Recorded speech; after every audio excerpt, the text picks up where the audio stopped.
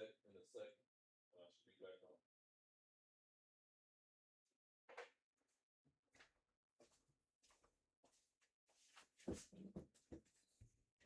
We should be still live. We good? Should be still live. Yeah, we good. All right, cool. So what y'all want to watch, man? Is you know, this takeoff shit crazy. That shit 30 minutes. I seen Sauce Walker snap on Ray J already. I seen that.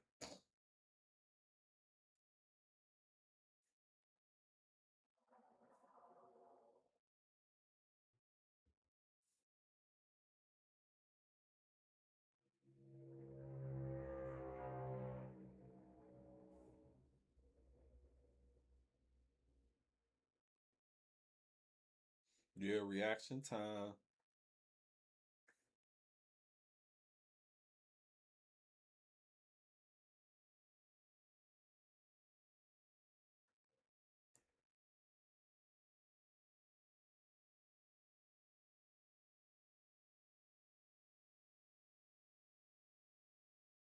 Damn, what the? Nah, we ain't watching that chat. That's reckless.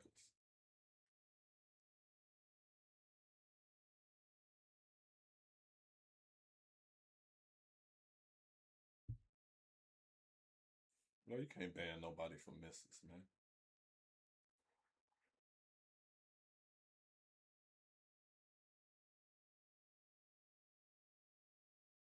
Chat, we just gonna start off with this Quavo until we see something. Cause I really want to. Where I did think you it's stash the clickbait too bananas? off I top. keep It's gotta be clickbait. Cause if bro has something to do with takeoff, that's the wildest shit ever. Conflicting stories that they made, regardless of what's going on. Quavo, he tried to clear his name up, but then he ended up Chat, I'm still holding this hanging with the camera people for a that did second. it. I'm smoking. Regardless of who got into Bear it with with Quavo, Quavo was supposed to be on their top. He was supposed to at least go out there to Fifth Ward with his people and get some straightening going on about his nephew. Come on now, man. Everybody know what's going on, man. But we already know for a fact the reason they even brought this up in court is because they got it on footage. Y'all did it in front of all them cameras. People had iPhone 13s just standing right there recording, iPhone 14s. Like at the end of the day, they retrieved all that footage. They got the camera footage that was up there in that corner. They got the camera footage that was inside of the bowling alley. It's too many angles where you see every movement that Takeoff took. Takeoff, he'll still be here with us right now if he would have never trusted Quavo. And this is why I say you can't trust everybody. Everybody ain't gonna do that in your corner, but from what the feds is saying, the feds ain't playing no games. They looking at it as if it was a setup. Regardless of what went down, they put themselves in the vicinity of a crime that happened and they recorded it. They even got Takeoff right. laying on the ground, man. That's something that nobody wanted to see. At the end of the day, Takeoff was watching them shoot dice. After they got done shooting dice, Quavo got into it with the dude. They was talking about some basketball. Ain't no basketball worth your family member life. Like at the end of the day, you shouldn't have never even been arguing with people that you barely even know. You don't live out there. You don't hang with them every day, so you don't know how mad they'll get or how quick they'll be to try to go from 0 to 100. At the end of the day, you from the streets. You know how they get out, man. You already know they was strapped, man. You saw that gun right there in that car, that drop top slab, man. They said that Jazz Prince was the one that dropped him off. And while they was in the car, Quavo, he picked it up, put his fingerprints all over it. Like, come on now, man. You should have never even involved yourself with this type of stuff. You a rapper, man. You should have never even been in this type of lifestyle, man. But you want to shoot dice and do all this, man. Your family member lost his life. And just imagine how your sister feeling, man. She feels some type of way, man. Takeoff life was in Quavo's hands. And look what ended up happening. I want everybody to know, man, if you're a fan of Takeoff, hit that like button, subscribe to the channel, man. Let me know if you feel that J. Prince Jr. now, they set up Takeoff. Everybody in Atlanta, they keep on saying, Quavo, he was supposed to be right there in their face after everything I went walked down, off for a he was second. supposed to been right there. He's supposed to chase somebody, at least get somebody so they could give him some type of information so that he could this kind of sound like bro opinion, but if the feds got something, then that's fucked up. be able to get some type We'll of see, though. closure from what's going on, because from the looks of the video, it looked like Quavo, he was unaware of everything that was going on, man. You ain't know that they was finna pull this on y'all, man. At the end of the day, you was running in the car with the dudes who had the weapon. I don't see that. Man, y'all see don't him know going them if he people, knew man. that Don't be was going to going. I'm these just saying, I places could be and you wrong. really don't even know your surroundings, man. Hit the like button, subscribe to the channel if you're a fan of Takeoff. DJ Yeah, Pat, he most he definitely trolled. will have 3 lawyers during trial. When they investigate everything that's going on, they lay everything out on the table. Now, keep in mind, Quavo's still rocking with them. Quavo know for a fact what's going on. I'll watch this Quavo's later because y'all fingerprints don't was really know found nothing on about top Daz of Dillinger, probably. the weapon. And I want y'all to know, that weapon that was inside of that car, when Quavo and them was on their way to the bowling alley, that's the gun that was used in this situation. I want y'all to know, Ooh, this is sad, man. That's I why they want was saying everybody his to hit the homie like popped button him if you're a from the fan of beginning. Takeoff. Okay. Everybody just need to be aware and be on alert. They are going to bring up every single angle of that surveillance footage that was right there inside of the bowling alley and right there in the lobby part, right there in the front. I want y'all to know there's too many witnesses out there, and they got 5 witnesses. 5. And I want everybody to know this sad, man, but Takeoff will get justice regardless of how many lawyers he hired. He hired Jay Prince Jr. and them lawyers in this high-profile case. Hey, man, I want y'all to know, hey, look, I got this thing on my head because I just got my hair did. I want y'all to know, hey, look, that's the only reason I got this on. But Takeoff, he should have never went to that bowling alley from the beginning, just like his sister said. And everybody know for a fact, whenever your family members tell you, man, you shouldn't do this or you shouldn't do that, they probably telling you that for a good reason.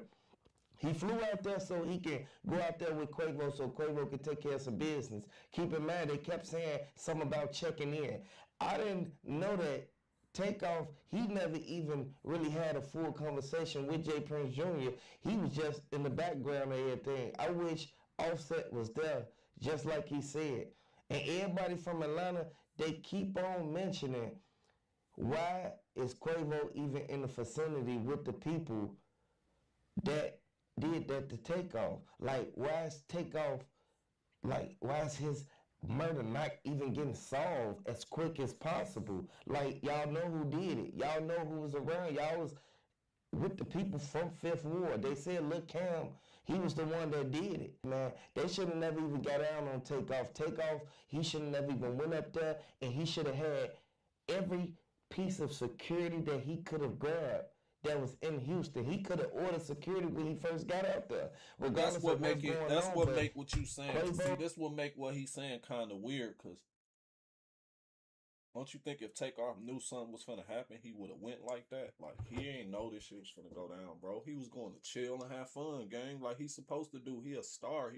He can't sit in the house all day, folks. He can't be up under security all day. Like y'all niggas had this idea that every time somebody get caught without security, it's their fault. They ain't have, bro. You can't have security all the time, bro. You gotta watch yourself out here. You gotta watch how you move, watch how you talk, cause security can't be there all the time, bro. Sometimes you're gonna have to be out here without security, bro. So to say like, okay, Takeoff would have been alive because security was there, it's cap. That wouldn't have stopped no bullet, man. he knew that Offset went wrong when he said that his brother went out there with you, man, and y'all ain't had nobody really around with y'all that could actually protect y'all. It was just y'all freelancing. Regardless of what's going on, they gonna do what they gotta do because Jay Prince Jr., he gonna make sure his name get clear out of everything. HPD, they don't play no games. They solve every case that come across their desk.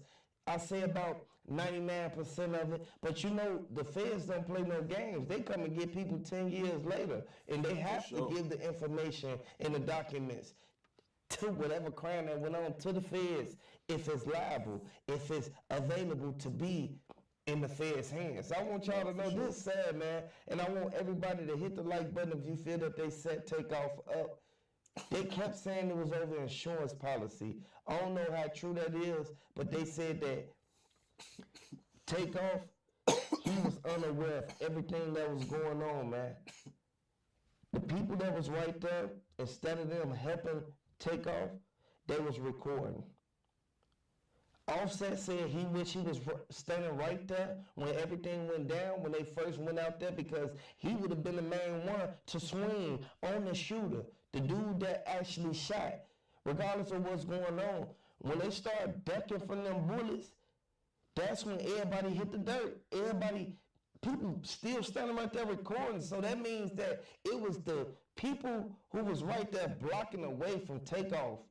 When you on federal parole, they want to book for anything. For anything. And that's why I speak for finesse 2 times, because I was on federal parole.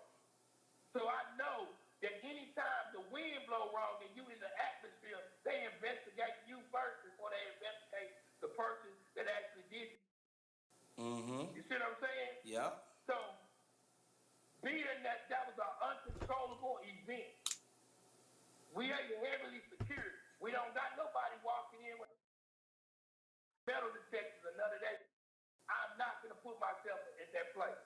Who was dude that was in front of Takeoff though? That's what I want to know. If you go back and look at the video, it was a dude to the right just posted up with a hat on, or he got like some type of hat on his head or something, or he light skinned or something. Bro, he trying to tell you stop talking. Prince was trying to defuse it. He the one who stood on side of Quavo when he was trying to pick up Takeoff. Prince. Mike Prince is either the cousin or he's kin to the Prince. He's actually a producer. He's just like Junior. Oh, I see. You know what I'm saying? Yeah. He might even be some form of a son. But if you look at him, he looks more like Jay Prince than Nico. Yeah, so that may be his, you feel me, a little bit closer than... And my thing is, Mike Prince was the one who drove Takeoff him there. Why the hell would he still stay if he knew that was a planned hit? Exactly. And then try to defuse He it. stood there the whole time. So he made up for Jay Prince, Jr. And did you see how when Takeoff started running towards Migo Bands while Migo Bands was walking backwards? Did you see how Takeoff started running towards like the crowd to where they was arguing at? Did you see the dude with the V-Long hoodie with the hood on, all black with the purple? The one who had on the V-Long hoodie, that's the one who had the bush licked off. Hey, look, he was the only one standing right there in the broad open, and then as soon as Takeoff passed him, next thing you know, dude, Shorty bent down, put his bag down, and instantly he ran right behind Takeoff. Ain't nobody saying or even looking at that. When that happened, Takeoff was already. He was hit 2 times already. The dude picked up the bullet. Yeah. And that's why nobody didn't question him, because everybody thought he was a kid. You see what I'm saying? Yeah. He looks like a little kid. That's crazy. So when Cam ran back inside the bowling alley, the was already gone. That's why he said he either hit the or whatever he did with the it was, you can't get no evidence out of the jail spot has been released, but if you don't have even know the caliber of the that was Yeah, because Takeoff turned around. Takeoff turned back around. Did you see that? Takeoff, he turned back around while Lil Cam was on him. Think about it, man. When Takeoff turned around, the dude had already shoved his back. Mm-hmm. He was finna rob him anyway. He was gonna rob him, or he was gonna rob him. That was already planned. Yeah, that's crazy. He was planning on. If you look at him standing on side of the rail, he had out. He had already pointed the Takeoff. Yellow Cam, that's crazy, man. And it's sad because we constantly seeing this happen, man. Mm-hmm. Lil Cam already was on the side Look, oh, that was him pulling it out. Look, Cam was already pulling the thing out. You feel me? Pulling the move out while Shorty with the Bushwick dog was bending over. Yeah. Dang. And then if you pay attention, on the right side of Offset, on the right side of Takeoff, it's Lil Cam, yellow hoodie. And on the left side, it's Migo Bands looking at Takeoff, and it's Bushwick bending over. You feel me? Yeah. Bingo Bands didn't start blowing until he heard the go out. So if you listen to the two, those was really, it sounded like he was solid. Because they was muffled. They wasn't like a blah blah. You know what I'm saying? It wasn't like a. It almost like he blew through the hoodie. You know the hoodie that he got on. You know how you instantly you blow through the hoodie so that they won't know you got the move on you the whole time. Yeah. That's what it looked like. With that being said, cause man, this place, man. You gotta be a brave ass dude to be in this place. Yeah. So many bystanders. Yeah, that's how you know they was aiming straight for Takeoff. Because if they weren't aiming for Takeoff, they said other people got hit up, but I never heard nothing else about the other people got, even fired up. Like that's what really goes to show and makes me think that, like, Lil Cam and all them, they was just aiming for Takeoff. Because why would, after Migo Bands was staring at Takeoff and Lil Cam was on the side, Migo Bands was like moonwalking backwards while Takeoff was still walking forward. So they walking at the same speed, same direction. How Migo Bands didn't see Lil Cam do that? And why didn't Migo Bands chase Lil Cam after he saw the... If you look at the video, Lil Cam was leaning against the rail, and his body was faced toward the front of the bowling alley. Yeah, he was facing straight. He didn't see what's the name with the only reason why Migo Band started walking up there, because you remember in the dice game, Quavo already gave Migo Band the look like, watch this nigga right here. Yeah. Oh, he was. Lil Cam was right on the side of him. So Migo Bands was watching him the whole time. That's why Migo Bands was watching, because he saw him by Quavo. If you ever play football, you train. If you're playing cornerback, you're trained to put a receiver, but also watch for the option. Or watch for the run. This man was watching that man the whole time. That's why he thought he was.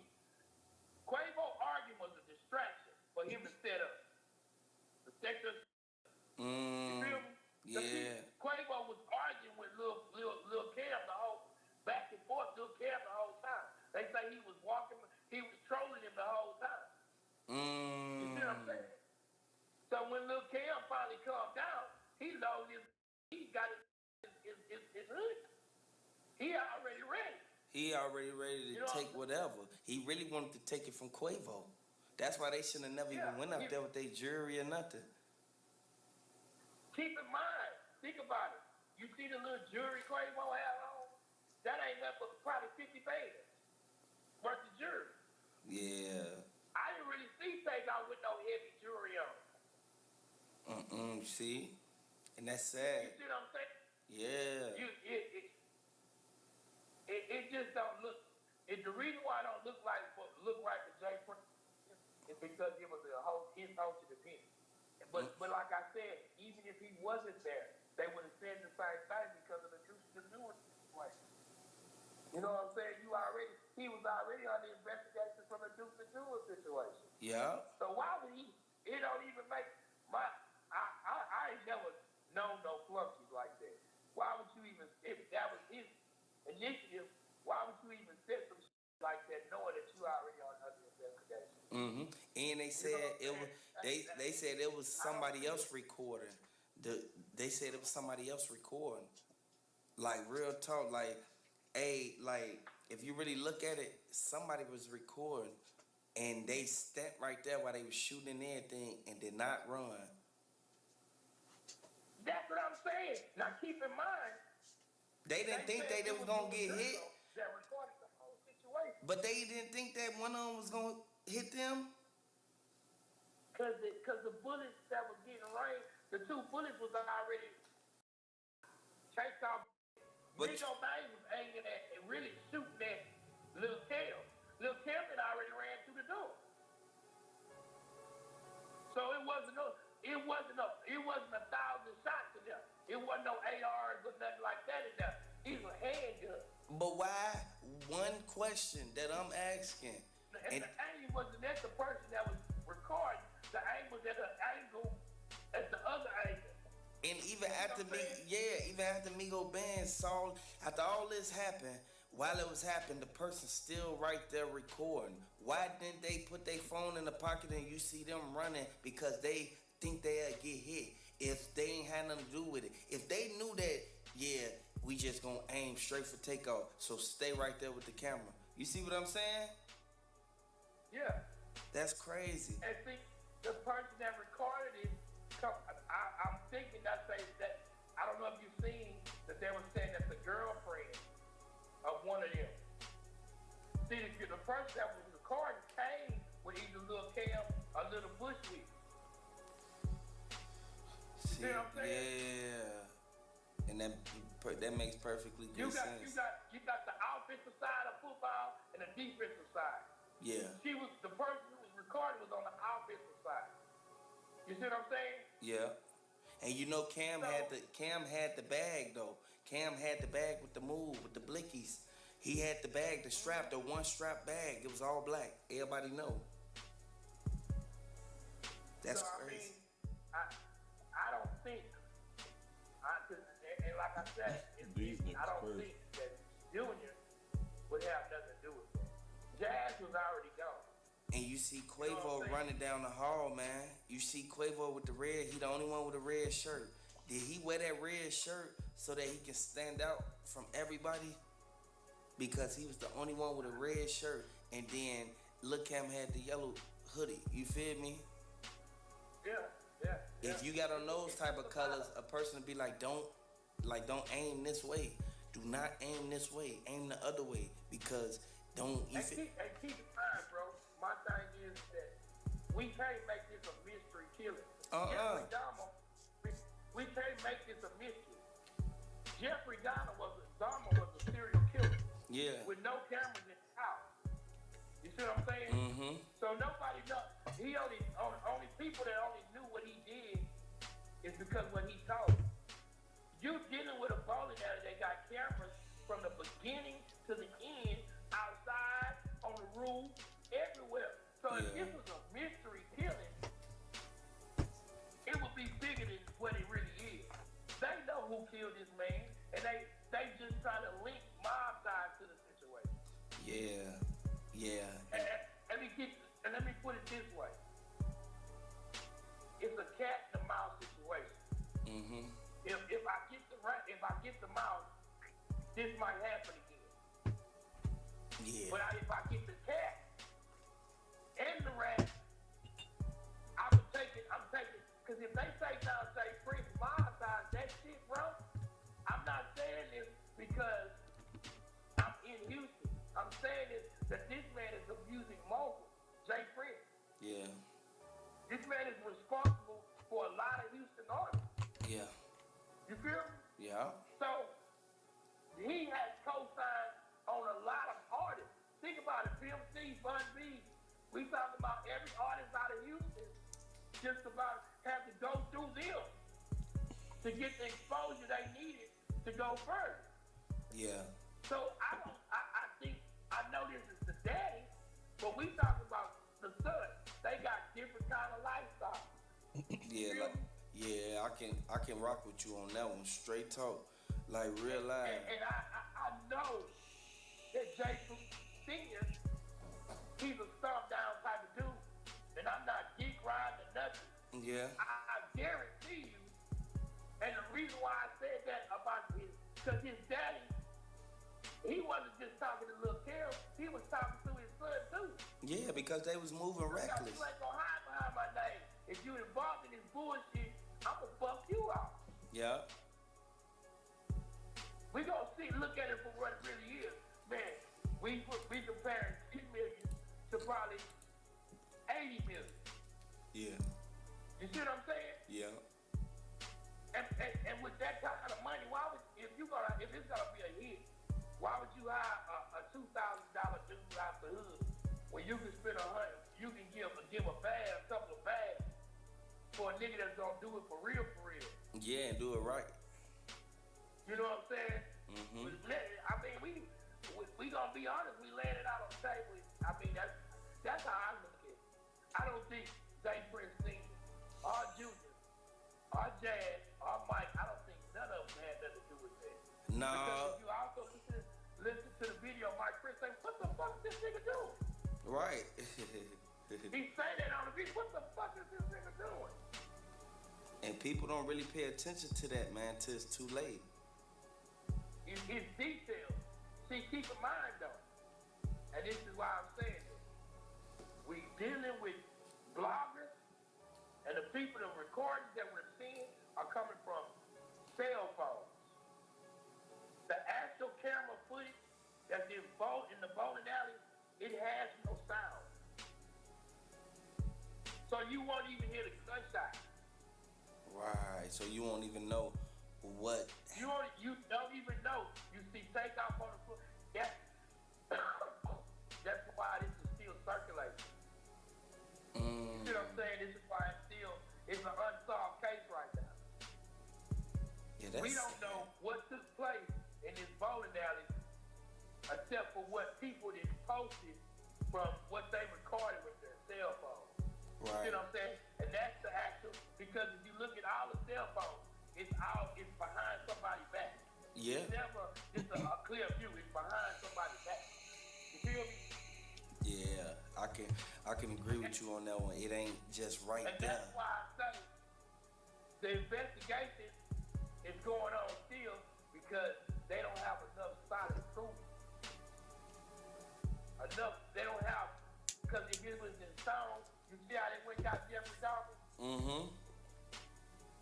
If they knew, look, because trust me, man, you can't hide in Houston like this. Houston big, but you can't hide. If a nigga give you up for 50 cents around this bitch. Yeah, and I know that. Hey, I done seen it, man. So if it was that, if they had that much proof, look, Jay Prince or Lil Cam, all them, they'll be hurt. They'll be so mad, man. Yeah. They'll be so mad because they knew that this could have easily been avoided. You wouldn't be on the podcast right now. It would already been taken care of. Exactly. We would still be standing R.I.P. Takeoff. The police don't have enough proof just to convict Jay Prince Jr. or Jazz or nobody else. Because all they got is Lil Cam shoot this man probably. Right. It's no sound. It's none of that. They only see this man blowing this man's brains out. Yeah. They don't know. And they see me go back and shooting his gun. You see what I'm saying? Yeah. It's bigger than what it is, bigger than what we think it is. But we don't have no solid proof to say who did what, why, and when. You feel me? Yeah, because mob ties, there's a lot of people who real life got sent up behind the whole mob ties. And RIP to Takeoff, RIP to anybody who even lost somebody behind this, man, because we sit back looking like, why would they even get themselves in this predicament? For one reason they did is because they trusted the wrong people. They don't know that the people who real live in charge that's in Houston, the people who running with them, like they flunkies, the people, they underdogs, you feel me? Them the ones who gonna do it. Them the ones who gonna instantly put in the work. Some of them may do it sloppy and some of them may do it right, you feel me? Are you worried that using your home address for business puts your privacy at risk? At iPostal One, we can help. So, you've started your own company, but feel unsafe using your home address for business use. Whatever, Not only man. does I don't every wanna hear that customer and vendor bull. see where you live, Bro, why they won't let me creepy. It's just sad. At the end of the day, bro, I'm not gonna be gambling with nobody that ain't paid their rent yet, and it's the first. Exactly. Come on now. Come on now. They just as hungry as if they ain't paid their rent on the first. That means they still hungry, man. Exactly. That mean they still out looking for the vultures, looking for the wolves, man. Man, that's the fact. And R.I.P. Takeoff, man. You worth $26 million. You know what I'm saying? I know you was with your uncle, and the bond that I have with my nephew, it looks like the same bond he had with his uncle. So my nephew, if I say, come on, man, we good. You know what I'm saying? That's why I can't fall Quavo. Because he was sitting under the impression, oh, man, we done been out here $1 million times. We good. You know what I'm saying? Yeah. And so you can't fault nobody in this. You can't point no finger and say, well, it's Quavo's fault. It's this person's fault. Takeoff a grown man, man. Yeah. He could have said, I didn't want to go. Exactly. You know And he what I'm could have saying? stayed where he was. You see? Fam, I'm going to get fucked up the whole time. If you look at some of the posts, they say the whole night, that Takeoff was in his own world. Like he was zoned out. You know, That's because he wasn't feeling the energy. When it's your time to go, man, you know when it's your time to go. Sometimes you get premonition. Mm-hmm. You feel me? And I believe in that. I believe in sometimes you will see something happen before it happens. And you can tell from what they say that Takeoff was uncomfortable the whole night. Yeah, he felt the energy. He saw Lil Cam doing what he was doing, man. Yeah. Like, that's sad, man. And that's just like they said, if you look at the video, facial expressions is everything. When Quavo instantly seen that little dude, his whole expression changed. And quiet as kept, that's probably not the first time he didn't gamble with Lil Cam.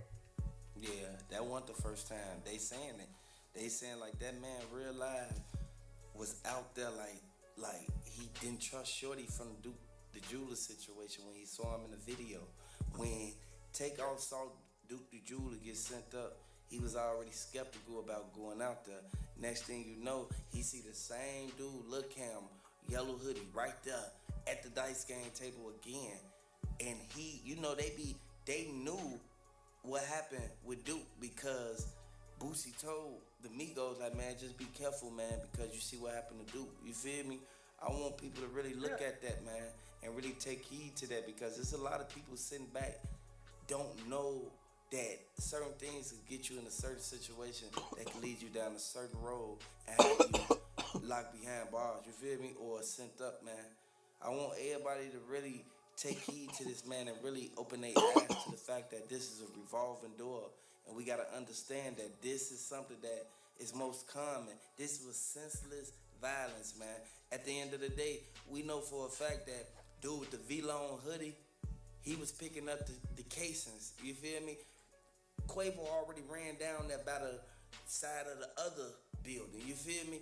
Then you see Lil Cam run on the inside. Why was Lil Cam and dude with the V-Long hoodie blocking him off? Like, real talk, that's what they should be asking. You know, a lot of people don't want to ask them questions, man. People don't want to really sit out and really go in for Takeoff, man. It's justice for Takeoff or nothing, man. Yeah, I mean, and then at the end of the day, bro, it's never no justice for killing nobody, man. It's never no. And I don't know. I know you. Yeah. I didn't around people that kiss people before. Yeah. Kiss. My grandma used to say, man, look at their eyes. The eyes sit deep in their pockets. When they got some kind of, these old where or look at their hands so deep, they'll kill somebody. You know, wolves disguised as sheep. You know what I'm saying? In this whole situation, from Duke to the Takeoff situation, and these people who's killing these dudes, man, these are heartless people, man. Mm-hmm. These are hard, because they not just only hurting the person that they're killing. Because, man, I ain't never been around nobody that on the side of me and got shot and killed. Or you hurt not just those people's families, you also hurt the people that's looking at this. Right, because you right there when it happened. Because they said it was 50 people at that certain event. Now, if mob ties or any of the above had anything to do with this situation, I guarantee you they knew everybody that was in that boat. Because these people are not people that you're just gonna on an everyday basis. Exactly, and you're not finna throw no invitation out and invite the whole city to your party. You only finna send an invitation to females. Mm-hmm. You have to know somebody to know somebody to get this. Yeah. Think about it. You're amongst at least 4 millionaires in that room. You know what I'm saying? The millionaire's gonna stand out like a sore thumb. Quavo could have worn towel white tee, and everybody know that's Quavo, and they know he a millionaire. Yeah. You feel me? Hold on. I gotta get out here, man. It's nice talking to you, man. Hey, man, it was a pleasure, man. Hey, get up with me. You got the line. Okay. All right, see you. That's crazy. On that one video, bro. Crazy. What is it that they don't recognize? Because it's like they saying that the footage was edited. Man, think about it, man. You a street dude, man. Mm-hmm. That little dude with the little Chucky doll dude. Yeah. He was picking up the bullets, man. His tail. The Chucky doll was. That's his tail. He was picking up the shells. Think about it, man. What other reason why he would do it? Ladies and gentlemen, Twice Yearly Prep is here. One office visit every 6 months. 2 times a year for HIV prevention. That's 1-2 PrEP. That's Yeztugo. Yeztugo is an injectable prescription medicine that helps to protect against HIV through... That's some crazy claims right there. That's some crazy claims. Let's see what Daz got going on. Cause Daz ain't fucking with Snoop and them no more, so he might tell some truth. Daz finally made it happen, man. Been a while, man. I've been trying to get you for years, man.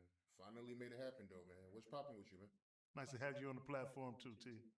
right. Hey, man, I've been trying to get you for a while now, man. For some years now, but hey, finally made it happen, man. There's so much I want to ask you, so much to get into. I guess we can start with Doggy Style, man, and The Chronic. Give me some clarity on both of them albums. What was your involvement when it came to both of them albums?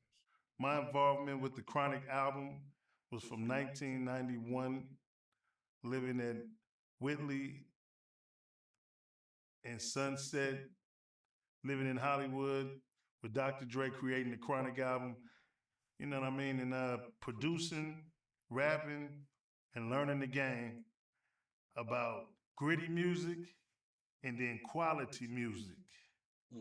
Dr. Dre shit was quality. It didn't sound like East Coast music, the grimy and all that. This shit sounded clear. Like it blew my mind, you know what I'm saying? So from then on, I just stole all the drum machines and shit, you know, here, there, keyboard, Korg M1, and learned what Warren G showed me on the drum machine. And then I learned what Dr. Dre showed me to lay it down on tape so I can add a lot more things into it. If I say the wind is blowing and I got some wind blowing on it, you know what I'm saying? Just adding more stuff on it, just quality, you know? And the Chronic album is what made my career, and I ain't got paid for it yet, so, you know, I'm fighting for that.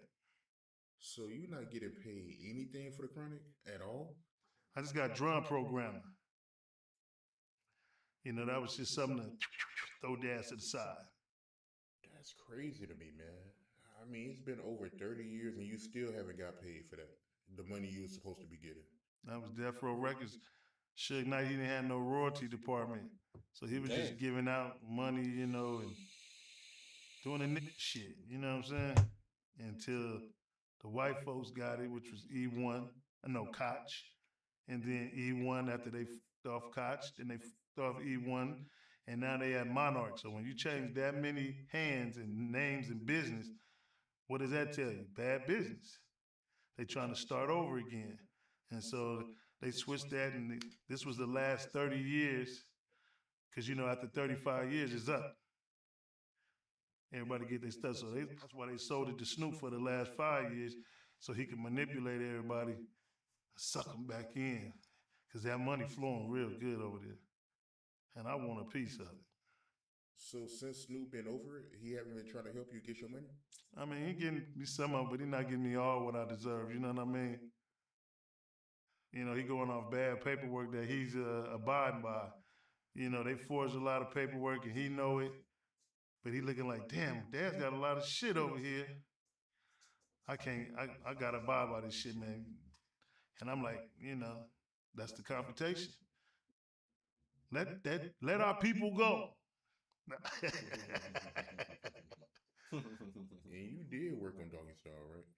Yeah, I put in work on every piece of artwork was over there, from production to writing to skits, album covers, all that stuff. My cousin Joe Cool drew the Doggy Style album cover, rest in peace.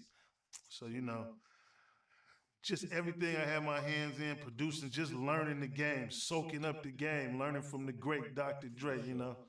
For sure. So, and then writing from the DOC, you know what I'm saying? Crazy, man. Hopefully you get your money, man. I could imagine, you know, Dre and Snoop, they can make some calls, right, and help you get some of your money. Fuck no. Man, Dre sold that shit, man, for a couple of $100 million. He ain't got nothing to do with it no more. It's all Universal. And that's the same thing with Tupac, like E1. They got rid of E1, got rid of Tupac's All Eyes on Me, and gave Snoop back the Doggy Style. You know what I'm saying? But all this paper, but where's the paperwork at? You know what I mean? I believe all of it's false and fake, because it's a lot of false stuff that I see. As you can see, the contract that I posted on my Instagram that Miss Chalet signed. How can you sign for me for power of attorney? Where's your power of attorney paper at? So that's the first thing I'm gonna say in court. Produce me the power of attorney. Point blank, everything's stolen. I need 50% of the masters and everything. This is rap lotto right here. This is the ticket right here. You know what I'm saying? All I did was just play my part and be myself, and have knowledge of self to understand what's going on around here and don't be a fool. I seen online that you were selling Chronic CDs. You making some good money off of that? For those to be exposed, I need to, I plead the fifth. Nah. Hey, shout out to all my fans out there who purchased the CD. You know what I'm saying? I got my own pressing machine. You know, I pressed up just enough copies to, you know what I'm saying? My next one is the dog food. You know what I'm saying? I'm pressing up anything that I ain't get paid for. You know what I'm saying? And why should they go? It's not on big platforms. They still got iTunes. They still got Spotify.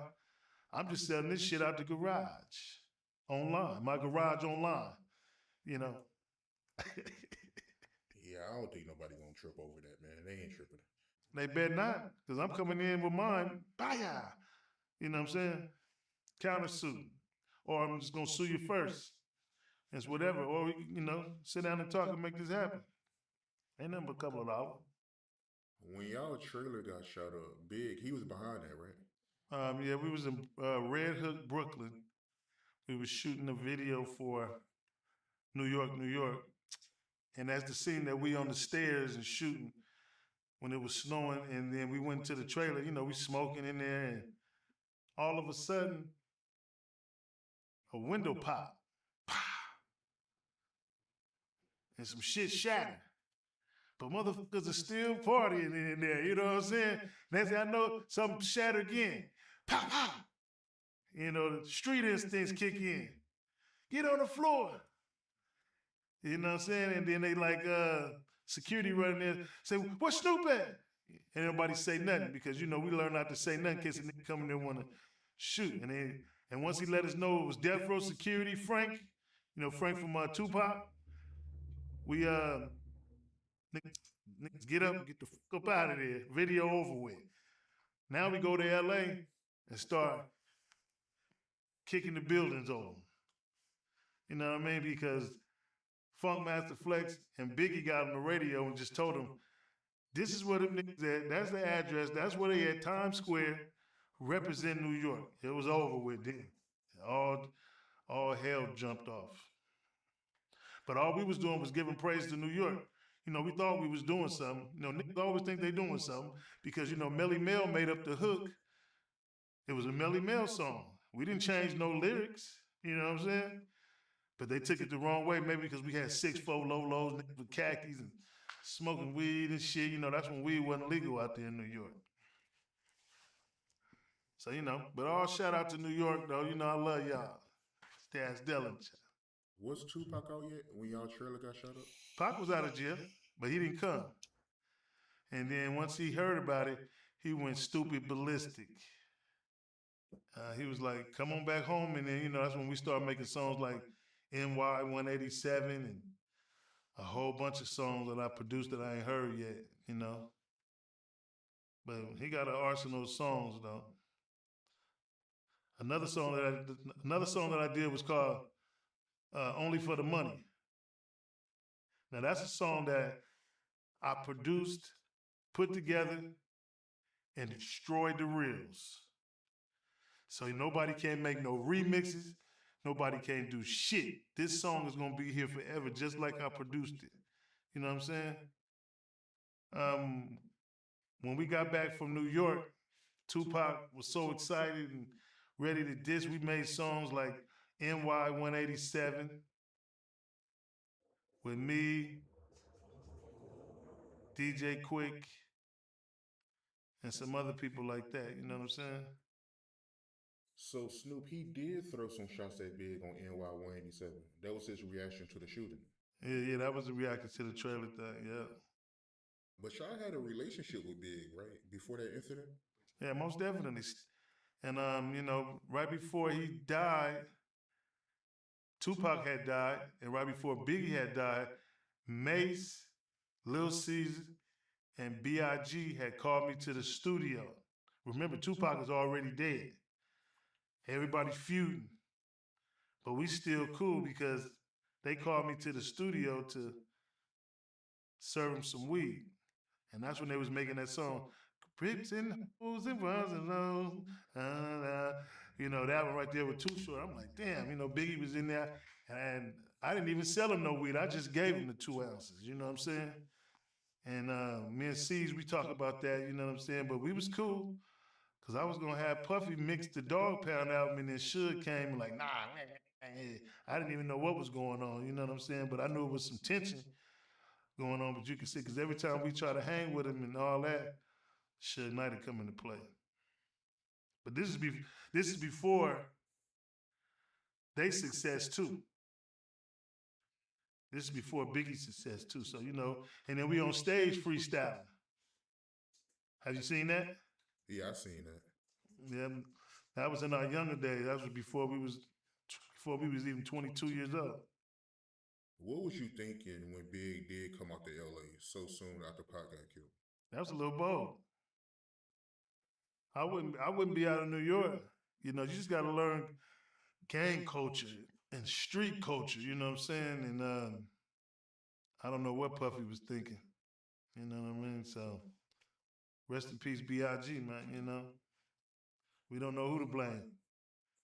Yeah, I know Puffy, when he was in L.A., he did the Steve Harvey show with Snoop, right? I mean, you know, just them two getting together for peace and, you know, whatever they thought was right at that time, you know. But the war was still going on as far as street, because Tupac died and everybody in their feelings. You know, and we from Long Beach, so we not in that mix. You know what I'm saying? We just looking at the mix. You know what I'm saying? Because when Tupac died, me, Badass, was in the studio. And when Biggie died, I was at home watching it on the news. Like, damn.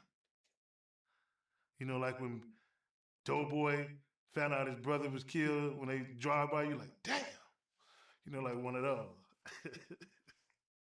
Why didn't y'all go to Vegas for the Tyson fight? I mean, we went out there last time and did the same thing, so I just felt like I didn't want to go.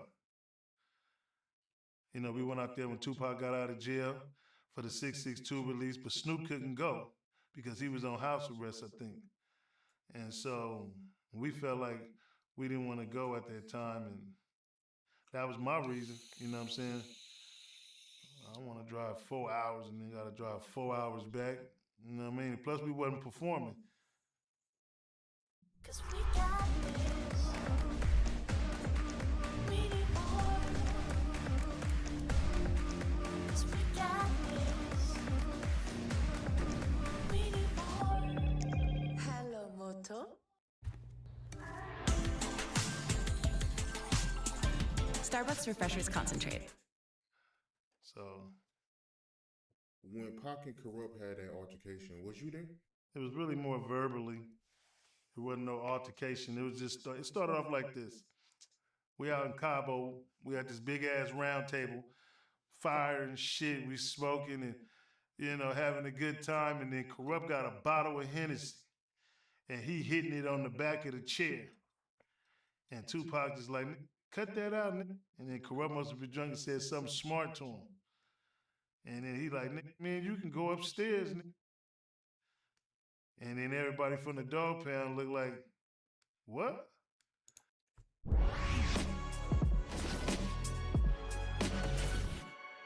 All right, Whack Deuce. Yes, sir. Welcome to the Murder Rap. Thank you.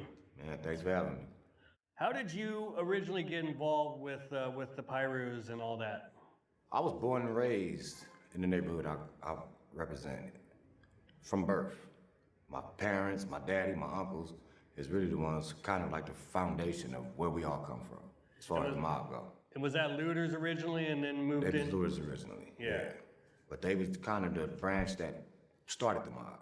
Right. My Exactly. dad, my uncles, and Yeah, Mob came out of Looters Park. Right. A lot of people wonder what was the relationship like between Mob and Looters Park?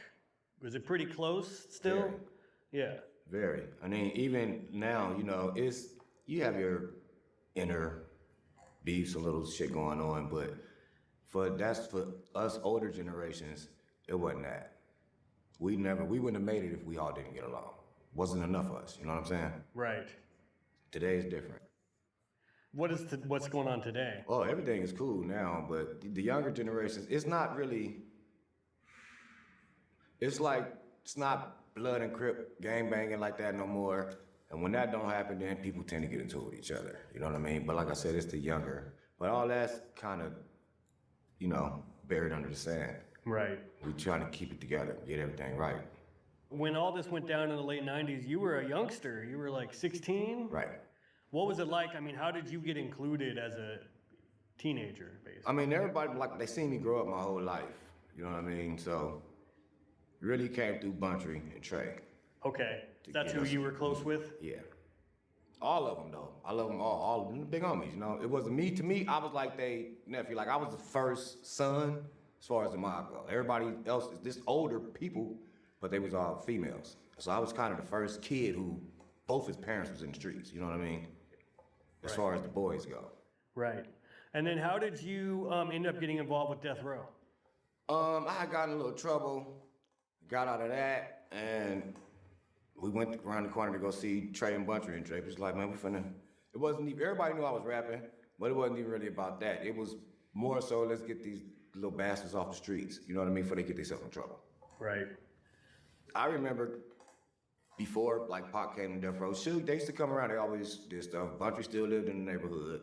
Everybody's parents was in the neighborhood, Trey peoples, so me, junior high school, seeing them rolling, you know what I mean? Who wouldn't? That's where you're supposed to want to be, you know what I mean? So we stayed, every time they was around the corner, we walked around, me, my cousin Dank, Big Wag, you know, our little team, we pull up, you know, walk up, because we was teenagers, you know what I'm saying? Like teenagers, like 8th, 9th grade. So, in coming up, and I was always around, we was always outside, you know, fighting, whatever, you know, coming up in Compton. So we was the dudes who was outside.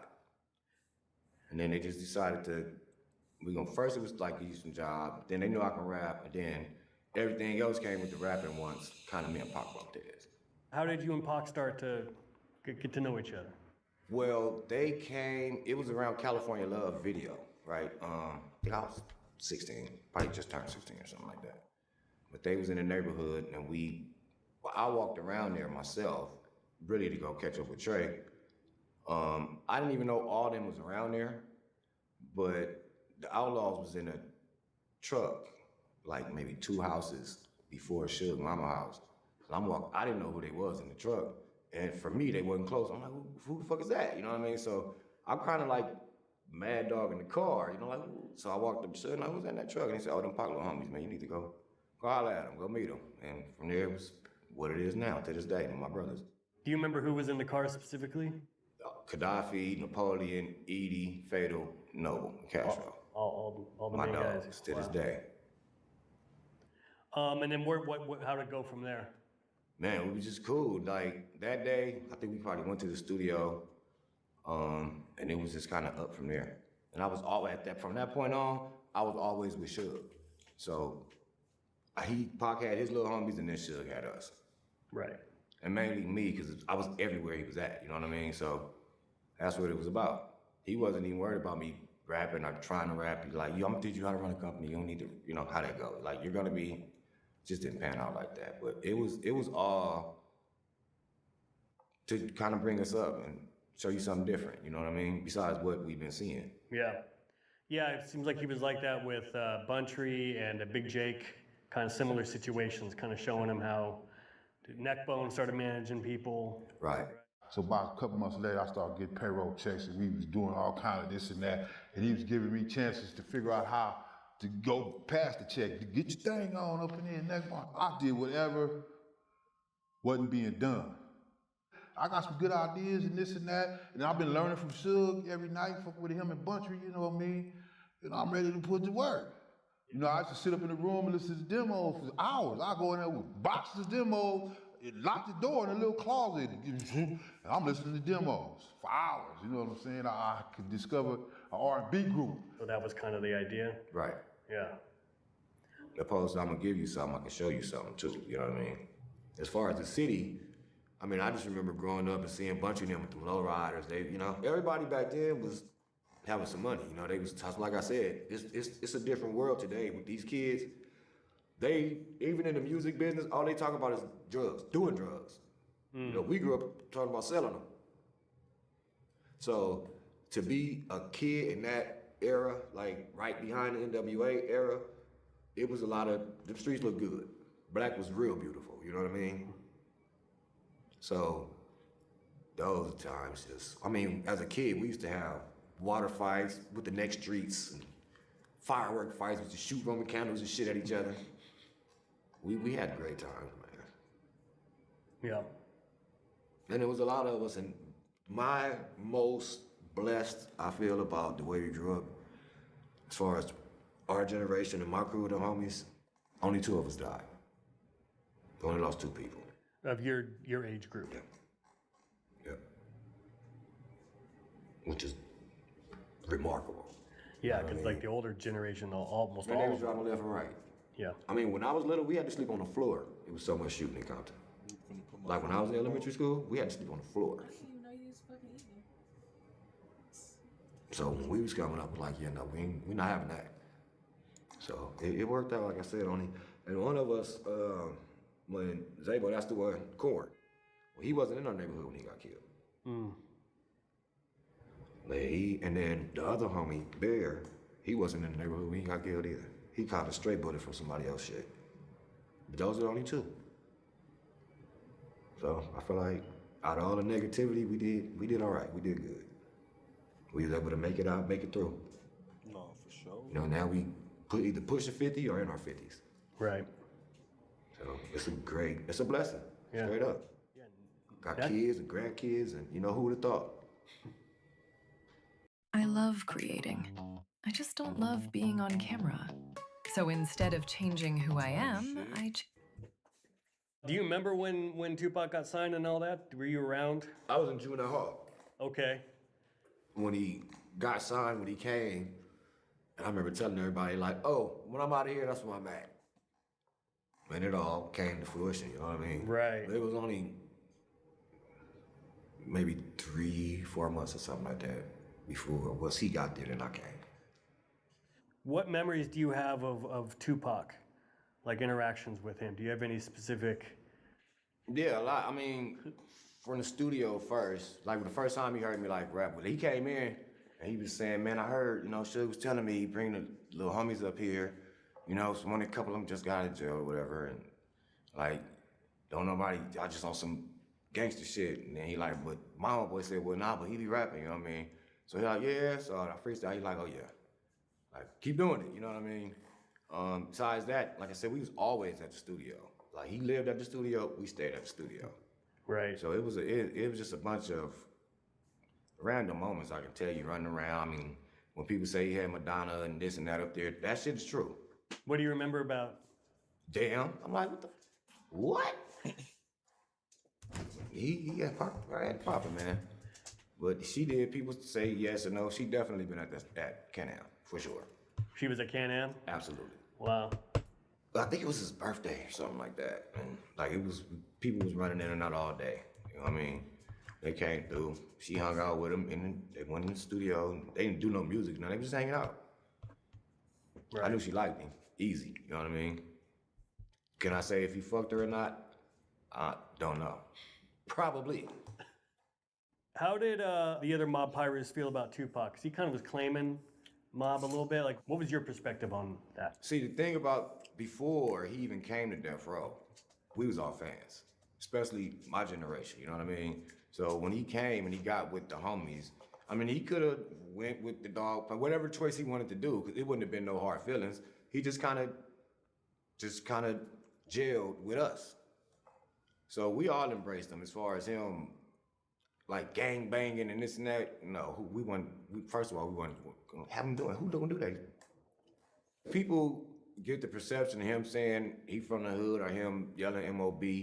It was like he color gang banging. He gonna first crip he see is a fighter. First enemy of the mob. He on that. It wasn't about that. He represented the hood because he liked what we represented. Period. As people, it wasn't even about power. It was about the mob. Right. You know, the way we get down, the way we all move. It wasn't a whole bunch of us, so they knew we all standing strong. Period. And that's more of what Pac clicked with. Right. It wasn't really, it was about Suge, because Suge brought him around, but his bonds with Buntry, you know, Bone, myself, Rock, rest in peace. He loved niggas, all of us, you know what I mean? And it was a mutual feeling. Him and Trey was real close in age, so it was all love, dog, period. It wasn't, I hear certain people say certain shit, but at that time in life, everybody was great and loved it. Yeah, it's not like he was putting in work on the streets. Obviously, he's a rapper. He's a famous, you know, he's a celebrity. You know. Right. It's not like he grew up in the hood. You know what I mean? But he was embraced for sure. You feel like he was just kind of loyal to whoever was loyal to him? Absolutely. And he wasn't no punk, so you know it's easy to fuck with somebody like that because y'all remind yourself. Like he starts, like they used to say we was a lot alike. Like I ain't going for it. And he was like, he didn't give a fuck that he was small. He didn't give a fuck how big you was. He wasn't finna bow down. Yeah. Everybody loved Pac, man. Even the ones who wasn't around Death Row, fuck with Pac. Period. They come around, it'll look like a concert around there. Everybody in the neighborhood, you know, they'll come. Some certain Crip dudes just try to put on some regular clothes, not dressed like us or nothing, but put on some regular, normal shit and pass by. Everybody liked Pac, you know? I mean, reportedly, Orlando Anderson even said he was a Pac fan back then. Yeah, he said that. Yeah. Do you have any other memories of any other Death Row stars like Snoop? Yeah. Dre and them? I was with Suge when they did the depositions for Snoop murder case. Oh, wow. Snoop used to have this ring. I swear to God, I thought it was the flyest shit ever at the time. It was made like, it was a pinky ring, but it's made kind of like a pyramid. A lot. Snoop was around. Everybody, like I say, him too. It wasn't no... People think that the two sides of Death Row was separated or, oh, they over here. No, we was all in that bitch together. Right. Before things kind of separated, but it wasn't like that. No, it wasn't. What do you remember from the depositions from Snoop's murder trial? I was just riding with Suge. I didn't even go in the courtroom. I sat outside. I didn't want to go in the courtroom. Right. But just going, walking, and the worry, they didn't know what was going to happen. You know, the lawyers was confident. nobody in that position is 100% confident, whether you did it or not. You know what I mean? So Yeah, you never know. You didn't know what was gonna happen. And then what do you remember when he was acquitted? It was like a weight lifted off. Everybody was happy. Snoop was elated, of course. You know what I mean? Everybody was happy. The lawyers won, but in all actuality, it could have went to, anyway. Like I said, whether he did it or not, he could have still been sitting in jail for that shit. Yep. And I think as far as like the relationship between him and Suge, he still owe a lot of gratitude to Suge for that. Because regardless if he did something or not, he knows his life is on the line. Period. Right. And he got access to the best defense he could get because of Suge. Yeah. Yeah.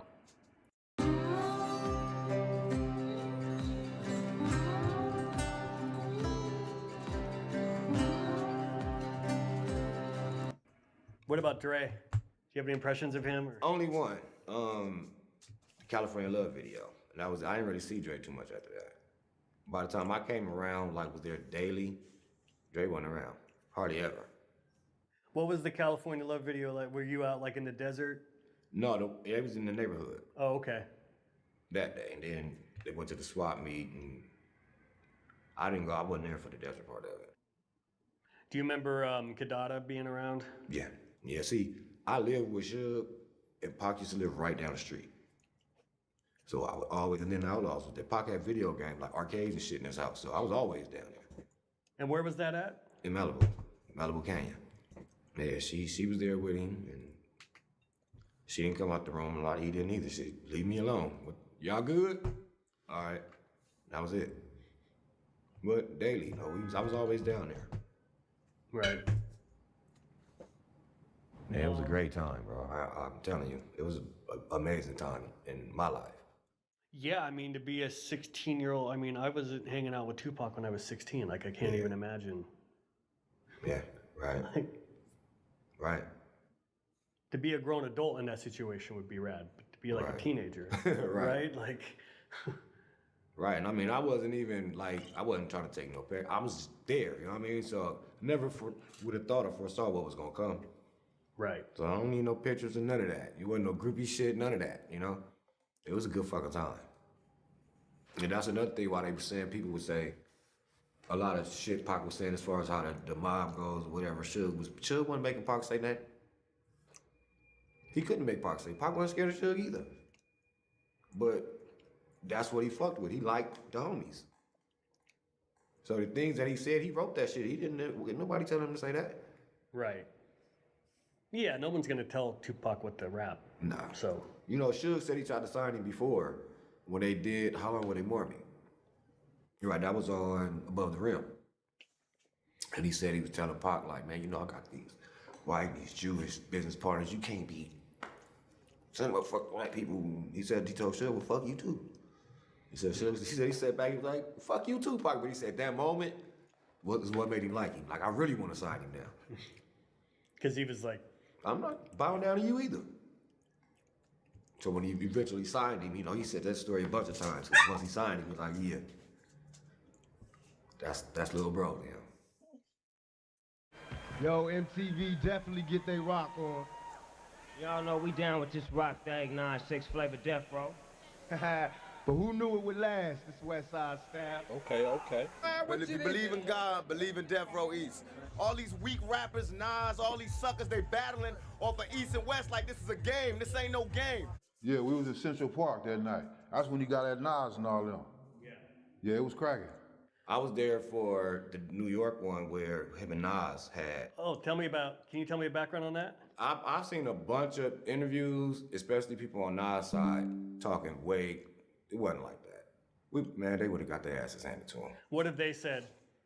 They was gonna shoot, and this was gonna happen, and they was ready to do this. They wasn't. Nas came humble. I was standing right here, Napoleon was standing right here. Nas was right there, Pac was right there. We was young, we had 100 people there from between us and the Jersey, nigga. We would have fucked them up in that place that day. So it wasn't no standoff how, like Nas' brother and them tried to make it. Because it would have went right up, right away. And for people who don't know what the incident was, what was happening? Lay it out for us. He had his issues with certain people over there. He dissed Nas. He said he was gonna take. He did say he was gonna take Nas off the song once they kind of talked. Nas told him, man, look, I ain't had no issue with you. I look up to you. You know what I mean? Like, kind of like a hero of mine. Not on no, what's up now, or let's throw this shit to the side. The Pac said, man, he appreciated it, and it was love. He was like, all right, I'm letting you know now. I got the song about to come out. I dissed you on it. I'm gonna take you off. We good. Like he told Nas he wanted him to be the one, kind of the front runner for the East Coast. All that portion of it is true. But as far as them saying, like they was ready to fight and this and that, that's a bold-faced fucking lie. We'd have beat their ass. Easy call. It wouldn't have been no conversation. Especially then. I was in the car with Pac when Snoop did the infamous interview, right? It was at the MTV Awards. He went to a radio station. They wanted Pac to go. Pac said, no, I'm going to the park with the homies. He came, we was all in the car. Snoop walked up to that limo. He had a backpack full of weed. He told Pac, I'm finna go do this interview. Like, I'm about to smash on these niggas, basically. Listen to my interview. So Pac like, all right, we gonna drive around and listen to the interview. It was me, Pac, and Outlaws. And he got on the air and said, I don't have no problem with nobody. Pissed Pac off, he wanted to fight Snoop. And mainly because you just kind of like smiled in my face, like you slapped me in the fucking face. You told me to listen to you say, fuck it, you ain't got my back. And that's how you felt. Wow. And tell for people who, the background, what was the interview about? What did Snoop? He was just going to Hot 97 to promote Snoop, but he wants to promote Death Row shit, and it ain't with the whole East Coast type of shit, you know what I mean? But he just went on there and said Snoop Dogg is all about promoting Snoop Dogg, and I ain't got no problems with nobody. So, and then Pac felt like he didn't really have an issue with Dre. Shit he was on Dre about was for Snoop. So he's like, I'm riding for you, you ain't riding for me, you know what I mean? Because he didn't really give a fuck if Dre was there or not to a certain extent. Daz was there. Right. Who's super underrated as a producer, so Daz is that sound. And then how did Tupac feel about Snoop after that? I mean, obviously a few days later he shot. He wasn't fucking with Snoop. And we was gonna have to have a meeting about it. We got back from Vegas and he wasn't. I don't know how that was gonna pan out. I don't see him probably ever fucking with Snoop again. He hurt his feelings more than anything, you know what I mean?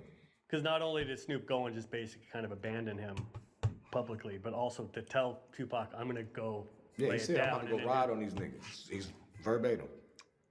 Listen to my interview. And when I come back, we gonna smoke. And he said, all right, I'm gonna ride and listen to it. And then immediately got on the air and said what he said. Wow. And it's good to, you know, be self-sufficient and promote yourself, but it ain't cool to say fuck your brothers in the process. You know what I mean? So we understood kind of both sides of it, but didn't get why would you do that? Right.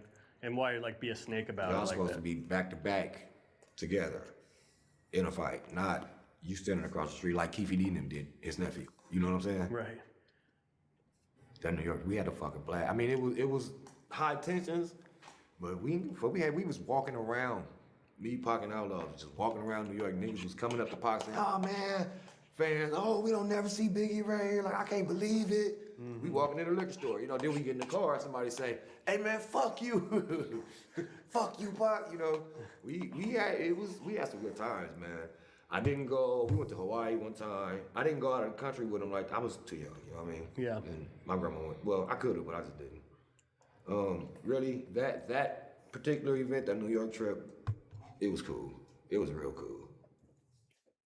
All right, you got to stop buying generic Viagra if y'all over 40. You can get 9 pills of 100 milligram generic Viagra for just $7 with free shipping from Friday Plan. If you think it's a scam like I did at first, peep this. Shut up. What did you know about Bad Boy messing with Southside Crips back then? Like, what were you hearing? I mean, I knew some people from the South was hanging with them or whatever, but see, we used to see the Southsides a lot. And it wasn't never even though they was Crips and we the Power Rules, it wasn't no initial beef. It wasn't like we see them in the swap meet, they see us. We wasn't, it wasn't no collisions. It was like, okay, what's up? At the end of the day, at that time, we kind of had mutual enemies. So we wasn't really, and they way over there, and you know what I mean? The only rival the mob had with Southsides before Death Row is that they was Crips, we was Blood. It is what it is. We run into each other, that's what it was. It didn't have nothing to do with this situation was a music situation. It wasn't no issue. So when the shit happened at the mall, it kind of threw us for a loop. It was like we be seeing these dudes all the time. It wasn't ever no problem. Then this is when this incident happened at the mall. Now it's bigger than that. Trayvon got his shit snatched, or they tried to snatch his shit. He fought, he got his chain back. Now we got a problem. These cats done crossed the line. They done got at one of the homies. And who was it that jumped Trayvon? Baby Lane. From what I heard, the homies was in there getting shopping. They seen, they kind of rushed him in Foot Locker, tried to corner him, right? It was two of the homies, it was 3 or 4 of them. It was another one of the homies that wasn't in the store. So they tried to get him, and then we found out that Puffy allegedly offered him $10,000 for a Death Row chain. He wanted to put one in the Bad Boy video. They didn't get no chain though. So one thing, not saying that they can't, but at least for my neighborhood, most of us can fight. Right. We grew up fighting, period. You know what I mean? So it wasn't gonna be no easy task to get that man shit. Right. They couldn't have got a quarter out of his hand. Not easy. That didn't work out well. But what it did was start some shit. Even for the ones that's not involved in music or Death Row. No, for sure. Because now it's like, oh, it's that on site. Yeah, for sure. Right. Now it's strictly gang issue. On site, yeah. What did you think when you heard that happened? Personally, what were you thinking? First, who? That's what it was. For all of us, Tina, like, wait, what? All right, we see him. And it's up. We got to fight on site type, you know? But also, that kind of fucked shit up in certain ways because it's people on both sides that have alliances that, you know, people got people. I got people from Southside, you know what I mean? Certain homies got people from Southside and people that we love, you know what I mean? So it was it was fucked up. And it didn't have to be like that, especially with now we know the money that they was making. Puffy money wouldn't have, you couldn't do anything like you could have took it when you started a business. You could have took your own money and did that because it was coming the same way. You know what I'm saying? Yeah. Keefe D even said, he goes, we were balling compared to them. Like they were just starting out still. He goes, we had more money than they did. I think he wanted to be around that circle. He wanted to be in some kind of way in that light. You know what I mean?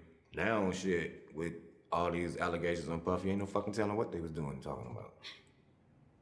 And what do you think was in it? Why was Puffy wanting to get with Southside? Was it protection? That and to kind of, from a man's point, be messy. Oh, we don't like them, y'all don't like them, or y'all like whatever with them. Let me align myself with these dudes. Yeah, it's gonna create So he knew they was a big name out there too. So I don't even think it was more about the protection, it was about the reputation. And just a way to kind of mess with Death Row even. They know there was some niggas over there that's with everything we all with, you know what I mean? And they knew he had this big ass huge name, this big huge persona, and they can party it up and, you know. Did Trey and Orlando Anderson ever have a beef before the Lakewood incident? It was just random? Didn't even know. Wow. And then what was it decided after that? Was it kind of a next time we see them or? Yeah. Fucking them up. Hey, can we catch him in that swap meet? It's on. Were you aware of Orlando Anderson having any kind of a reputation before? Yeah. What was Orlando Anderson's reputation? Oh, he was a gangster. You know, I'm not here to lie on nobody. He wasn't no bitch at all. He wasn't no punk. He went to high school. Him and one of my cousins was pretty cool. He wasn't no punk.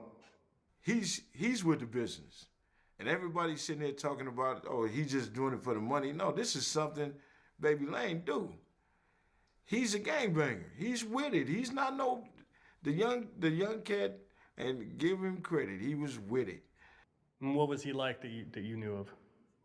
Reputation like a lightweight bully, but not even, he'd fight anybody, you know what I mean? He gonna shoot whatever. But kind of like Brash Big Mouth, you know what I mean? And rightfully so. Everybody around him was having money. He the younger, like I was the youngest. He's maybe 3-4 years older than me though, but he had it good. And he wasn't, no, he was known. And I got Crip family from other neighborhoods in Compton that, they all liked him. There's conspiracy theorists out there that try and say that like the Lakewood Mall incident never happened. That's just why they conspiracy theorists. Right. Did you hear anything back then about there being any kind of a contract out on Suge and Tupac?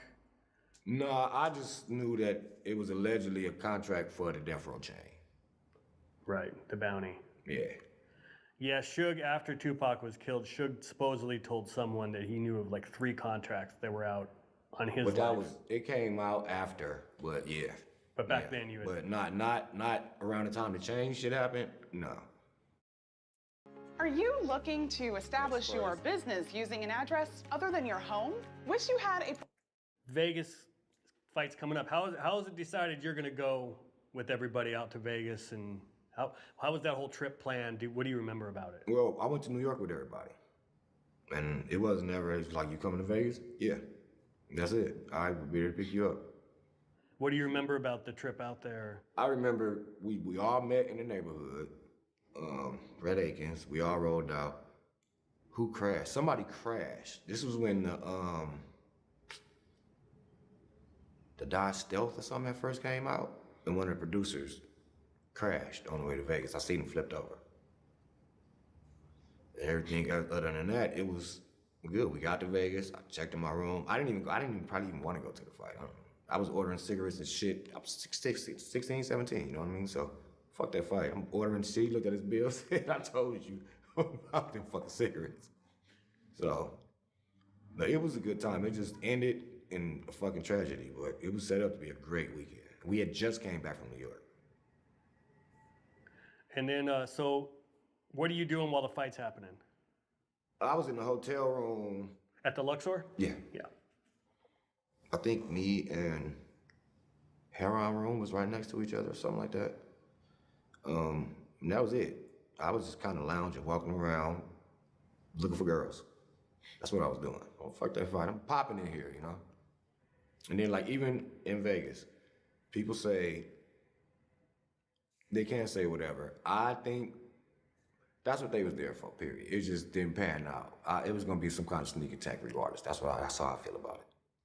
People have kind of been critical of Trayvon over all that incident that, because Frank Alexander, Tupac's bodyguard, was, I think, the one that kind of put it out there that Trey whispered in Tupac's ear and then Tupac took off. It kind of made Trey look bad. Right. That's the homie. I love Trey to death. Pac loved Trey, and Trey loved Pac. Period. I don't even see Trey. He wouldn't need Pac to fight for him. Right. He wouldn't. He not the type of dude to say, hey, that's so. That ain't really Trey character. He get out to himself, you know what I mean?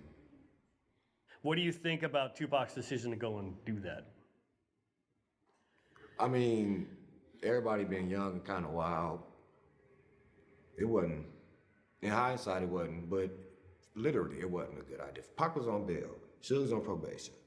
It wasn't a good idea. Was there any discussion about like, okay, this fight happened with Orlando Anderson, we need to be on point, or like? Nah, it wasn't really worried. A fight is a fight, they weren't really worried, you know what I mean? No. I asked Neckbone the same question, and I want to ask you, if the situation had been reversed, if you got jumped, what would your reaction? It would have went down in the MGM. Right. And with us together, it's no way in the world they was gonna stand there or we was gonna stand there and watch some niggas jump any of us. Oh, for sure. It would have been some shit right then and there. Now, when we'd put out and start shooting, probably wouldn't have been a while. Nah, probably not. But as far as it would have been on, and then it would have bled back home too. Right. Because now it's on site. After that happens, what are you thinking now? Everybody's back at the hotel, getting ready to go out again. Like, what's the activity going on? Yeah, we are getting ready to go to the club. Everybody met in the parking lot in front of the Luxor. So then we all got in the cars, left. The police stopped us. I got out their car and jumped in the car with Hen Dog. Police stopped us on bikes about everybody's music. And then maybe light or two, the shooting happened. Do you remember the girls like shouting at Tupac? Were you close enough to see that as they're driving down the strip and they kind of end up? I mean, I remember hearing, I didn't see them, but I was like maybe 6, 7 cars back. And do you remember Tupac like hanging out the window or anything like that? Was he? No, I didn't see him hanging out the window. Yeah. I didn't see that. I heard the shots, and I just remember Hen Dog grabbed me. Like, is that us? Is that us? You know what I mean? We didn't know. Then we seen them. I didn't see no shooting. I didn't see. Did you see the Cadillac go by? You don't remember seeing anything? I just heard shots. The hand saying, is that us? Is that us? Is that? Because I grabbed the door. Like, we didn't know, you know what I mean? But I needed to see. Like, is that us? And then we heard rubber and Suge. Did he pass by us? So Suge goes by, what do you do? The fuck? Like that, it didn't look good. You know what I mean? He was tunnel vision. It just didn't look. I knew something. They got hit. They got hit. And what'd you guys do next? Jumped over the divider, chased them. That's how we wound up getting, because Bunchy car was stuck. So, and we kind of caught up with them, jumped out the car. By the time when we got them, jumped out the car, the police had them at gunpoint. And did you guys get held at the scene too, or? No, they didn't know. We was just talking shit. Like, hold up, they shot, you know. But they was ignored. They ignored us. But it also was a bunch of people out there too. So they were just trying to make everybody stay back. But they had them at gunpoint. Right. And the cops don't know. They just know there's been a shooting. Right. They don't know who's who. But I mean, you can see the blood. Right. But yeah, it was. And what else what did you see then from that point on? They took him to the hospital. Do you see them pull Tupac out? Yeah, they was on the ground. Yeah. And what did you think when you saw? I didn't know if he was. I knew he was shot up, but I didn't know it was that bad. You know what I mean? He was still conscious. This is the fake ad you see everywhere, right? But this is Ebony, a real game. Now I know what you're thinking, aren't they exactly the same? No, because Ebony is the real number gate runner game. Gotta try it, huh? Nobody ever believes me, but this really is just like the ads in real life. Great! Woohoo! Oh yeah!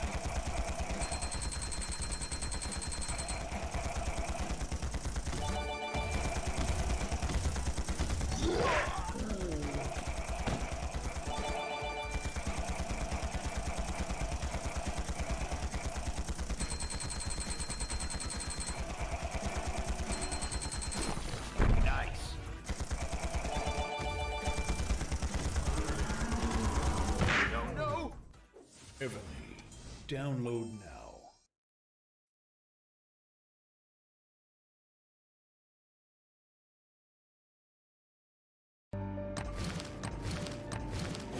Suffer as I have suffered. Die.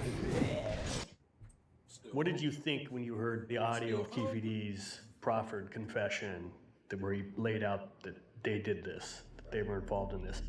Here they come in that BMW, like gang of cars, and brawls, Tupac. And we like, there they go. Made a U-turn. We wasn't supposed to make it. Just wanted a U-turn, and they was in the middle lane, and we just pulled up on the side, checked every car, see where they was. I gave it to Dre, and Dre was like, no. And Lane's like, give it, pop. I ain't surprised. That's it, rat bastard. What did you think about Keefe claimed that he had the gun and he tried to pass it back to DeAndre Smith, and DeAndre Smith's like, no, and Orlando Anderson grabs it? I believe him. Like I said, Keefe D wasn't gonna do no shooting. Would there be consequences for like DeAndre Smith saying, I'm not gonna do it? Well, we come from, yeah. Why is that Because you shouldn't be in the car. What you here for then, bro? Right. You gonna be looked at like if something happened, you gonna be the one to fucking tell. He might not have made it out that car from where we grew up at. Did Suge ever tell you what was going on inside the BMW when that all happened? Yeah, he said he got hit in his head because he dove on Pac, tried to save Pac. He said Pac was trying to jump in the back seat. That's why most of my cars got manual seats.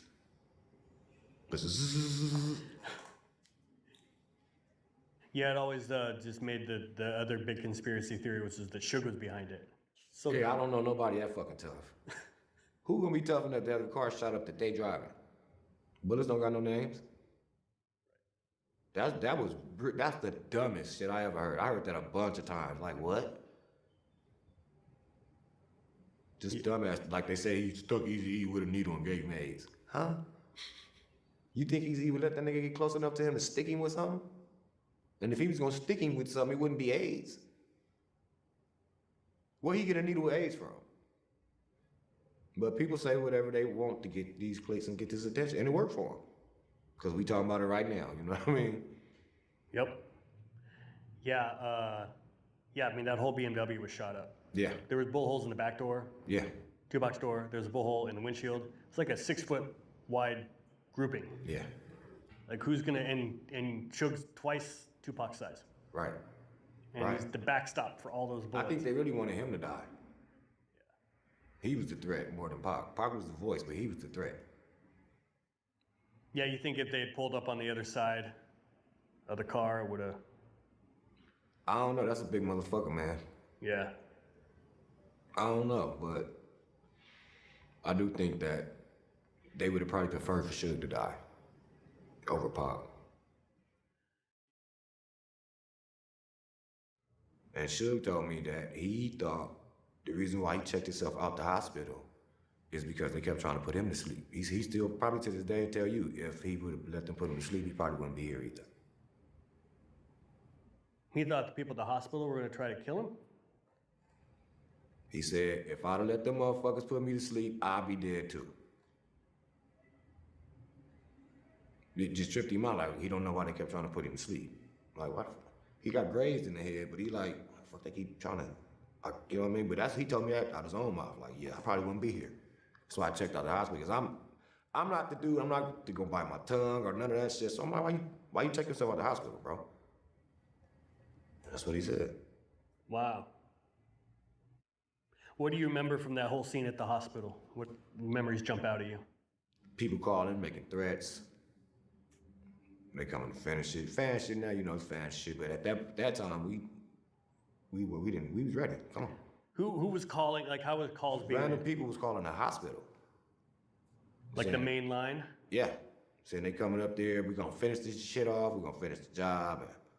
But it was news cameras, and I remember when Snoop came, when Dina Howard came, Yo-Yo came, and by the time they came, he was in a coma. It wasn't no way. Like, I heard her say that he was trying to tell her something. It's not possible. They put him in a coma. He didn't slip into a coma. We went straight to the hospital. We left the hospital, went to the club, then we went back to the hospital. Well, when you go to the hospital?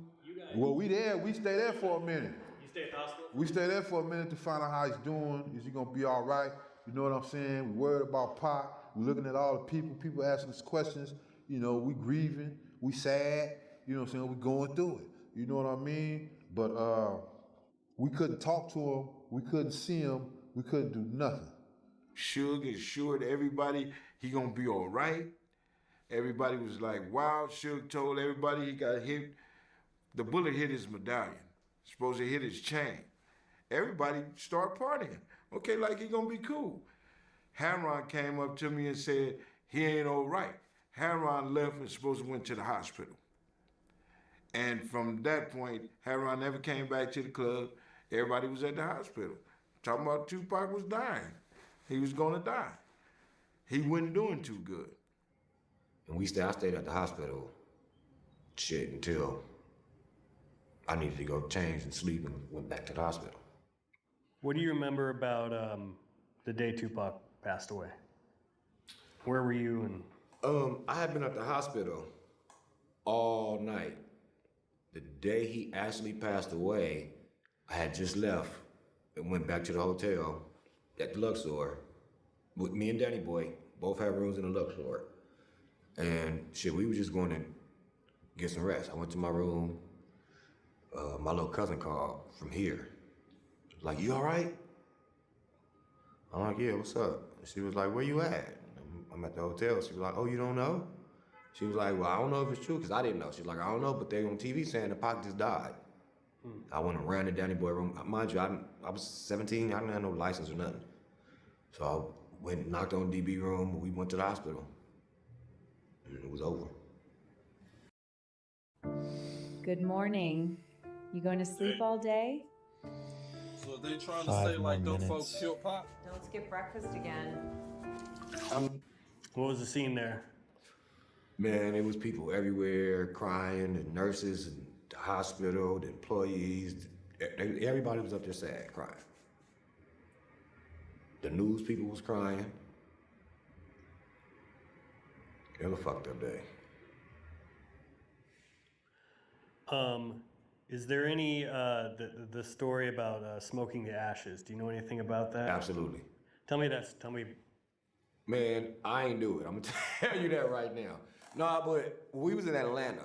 We went out there to go do Pac Memorial, like to perform for Pac Memorial. We was at Pac Mama house in Stone Mountain. They rolled a blunt. He did say it. So they put some ashes on the blunt and smoked it. Facts, I was standing right there. Well, so you know that happened. Yeah. We all was smoking, but they did put some ashes on that blunt. Well, what did you think about that? I ain't gonna be able to do it. That's what I thought. I ain't, nah. Hell no, I don't give a fuck what he said. I ain't gonna be able to do it. But they did. I stood right there with them. I was smoking, they was smoking. They did. They was heartbroken at the time too, you know what I'm saying? Even the ones who didn't smoke weed smoked that one. Right. Why do you think they did it? Because he said on Black Jesus, we died clutching glasses filled with liquor and blasted. Cremated last wishes, nigga smoke my ashes. So they did. Did Suge ever say anything about that he saw who did it? Not to me, no. Well, I asked him. To me, he was just like, don't say nothing. Don't. You know what I mean? Cause I was, like I said, 16, 17. I'm pissed. I'm ready to go. Like, what does that mean? Like, I don't know. Too many cameras and shit out here. Don't say nothing. So kind of you got this idea that he knew who did it, but he wasn't. Yeah, in a way. Yeah. And never will. He, like I said, he's not no punk either. He don't be needing no help. If he got something he want to do, he gonna do it. By the time I made it back here from Vegas, it was already, the city was on fire. It started before we even got back from Vegas, you know what I mean? Right. For people not initiated into, the gang mentality, why is it important to answer back? Well, because at the end of the day, if you got to stand for something. And you can't, even in your home, you're not going to let nobody come attack you and don't do nothing back. And more. You know, you always hit harder back. The first one to get shot was Brim, Darnell Brim. He didn't have nothing to do with it, you know what I mean? Yeah, he wasn't even in Vegas. They don't even get along, they don't fuck with each other like that. Yeah, what's the relationship that you know of between Brim and Keefe? I just know they cliques. They always making money a lot, and they cliques. You know, they two streets didn't really mesh well. Right. Yeah, somebody I talked to one Southsider one time, and he was just like that was one street start making money, the other street's not making that much money, and it just jealousies. Compton, yeah, that's Compton. And you know they're gonna steal from you if they can. And right. Just messy, trifling shit. People always ask, like, why didn't the gang war happens? People are getting shot on both sides. Why didn't Pyrus get it? Orlando and Keefe and them, like, why did those guys? Well, because what they would do is if shit happens, and that's historically known. With him in particular, they leave. They start shit and then be nowhere to be found. And that's how they homies and shit get drawn into it. So that's why it was like when he died. I mean, at the end of the day, he was making a lot of bad blood, not just with like the Pirus amongst the other Crips and his friends. And Orlando Anderson. Yeah. Like I said, he wasn't no punk, but it was more almost bully shit. But you know they're not gonna sit down either though. So he had a lot of respect and he kind of took advantage of it. And I think that's what ultimately cost him his life. Did you hear about him and some of the other guys going around and bragging about it? Was that getting back to you guys? Yeah. What'd you hear? Well, you know, at the end of the day, it's always similar bitches around.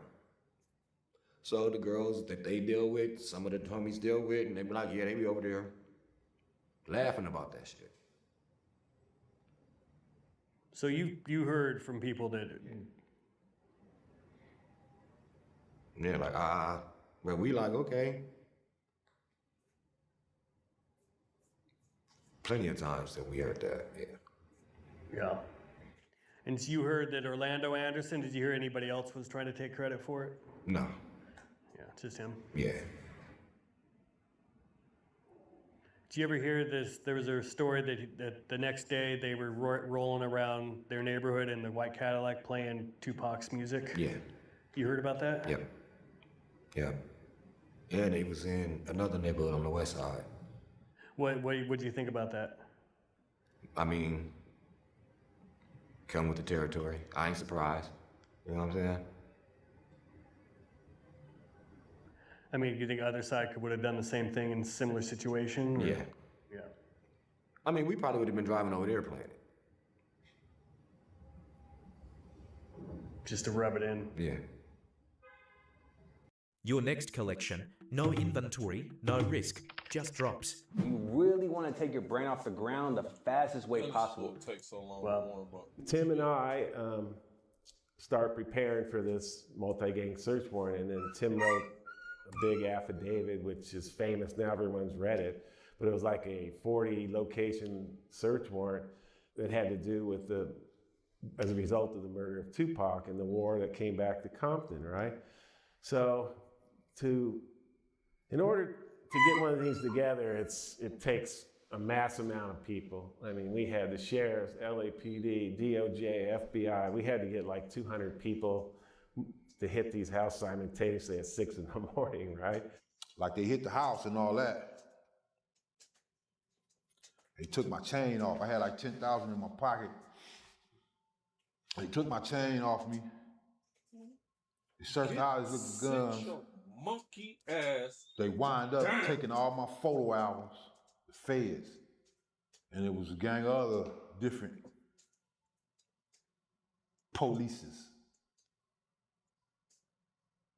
They couldn't find none. They tried to put some hot ones on me. That didn't ride out. So they stole my photo albums. And they claimed that they was gonna take my chain and keep it. So that's how he had my chain. And my chain was just laying on the table. And you know, they was coming in with the cameras. They was taking pictures with my chain and all that. And I got the chain back, but I didn't get my photo albums back. Did the raids affect you? Yeah. What happened? Kept raiding my house. Kept raiding my grandma's house. Stole my jewelry out the house. A whole bunch of shit. I had like my death row chain, ring. The police raided that house, and I never seen it again. They never put it on paper. I wasn't even there. Then they said they didn't have a warrant for me. They just had a warrant to search for like weapons or whatever. They had no weapons, but I didn't have no jewelry when I got home after they fucked that house up.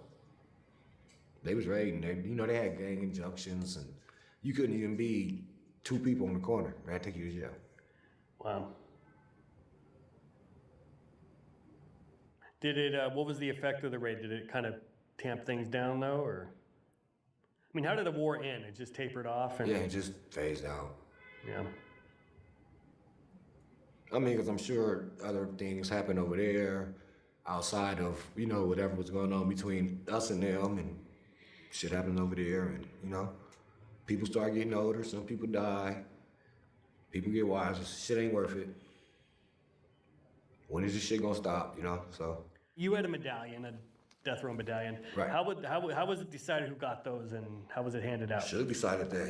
We flew up to Vegas one day, put out his briefcase, and was like, boom, here, I got you 4 of us. It was only 4 of us teenagers. He gave all of us chains, all of us rings. And then the police took it when they raided my grandma's house. I got a new one now, though, so we good. You got another one? Yeah, I got another one. Yeah, Neckbone said his got taken, and his He got is the one. Neckbones too? So yeah, but he said he got his back. But he says that's the one you see the cop, the famous picture of the Compton cop holding up a chain. He's Neckbones. That says that was my chain. See, ours didn't have diamonds. Ours was solid gold. Okay. Theirs had diamonds. Yeah. That was the difference between the big homies and the little homies chains. Okay. But yeah, I never seen them once they raided it. Never saw it again. They never documented. They never said, I wasn't even there, so I didn't even go to jail or nothing. They took my shit though, and they just never. Some cops got it on in his living room. They raided my grandma's house. Everything was all over my room. Dressers all flipped over. No jewelry. Man. Right. Do you remember the day that Orlando Anderson died? Yeah. What do you remember from that day? How'd you hear? I was at the studio, and I forgot who called me. Like, man, boy Baby Lane out there laid out. I'm like, yeah?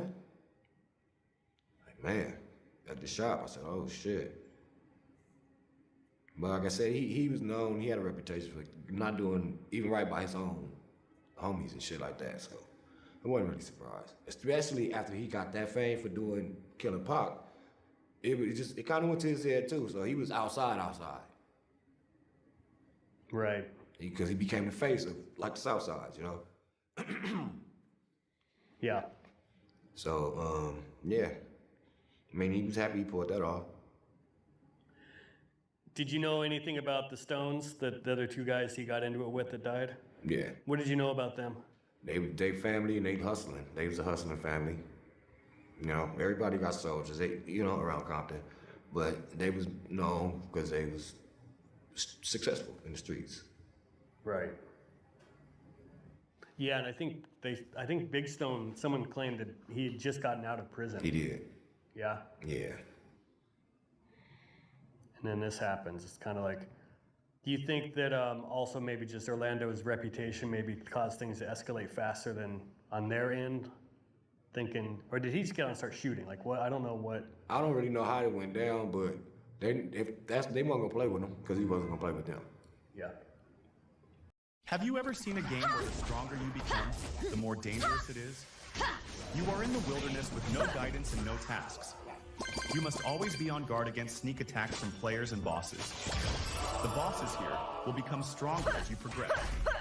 All you can do is shuttle and explore in the wilderness and kill monsters to level up. When you finally reach level 100, you will receive your first quest reward.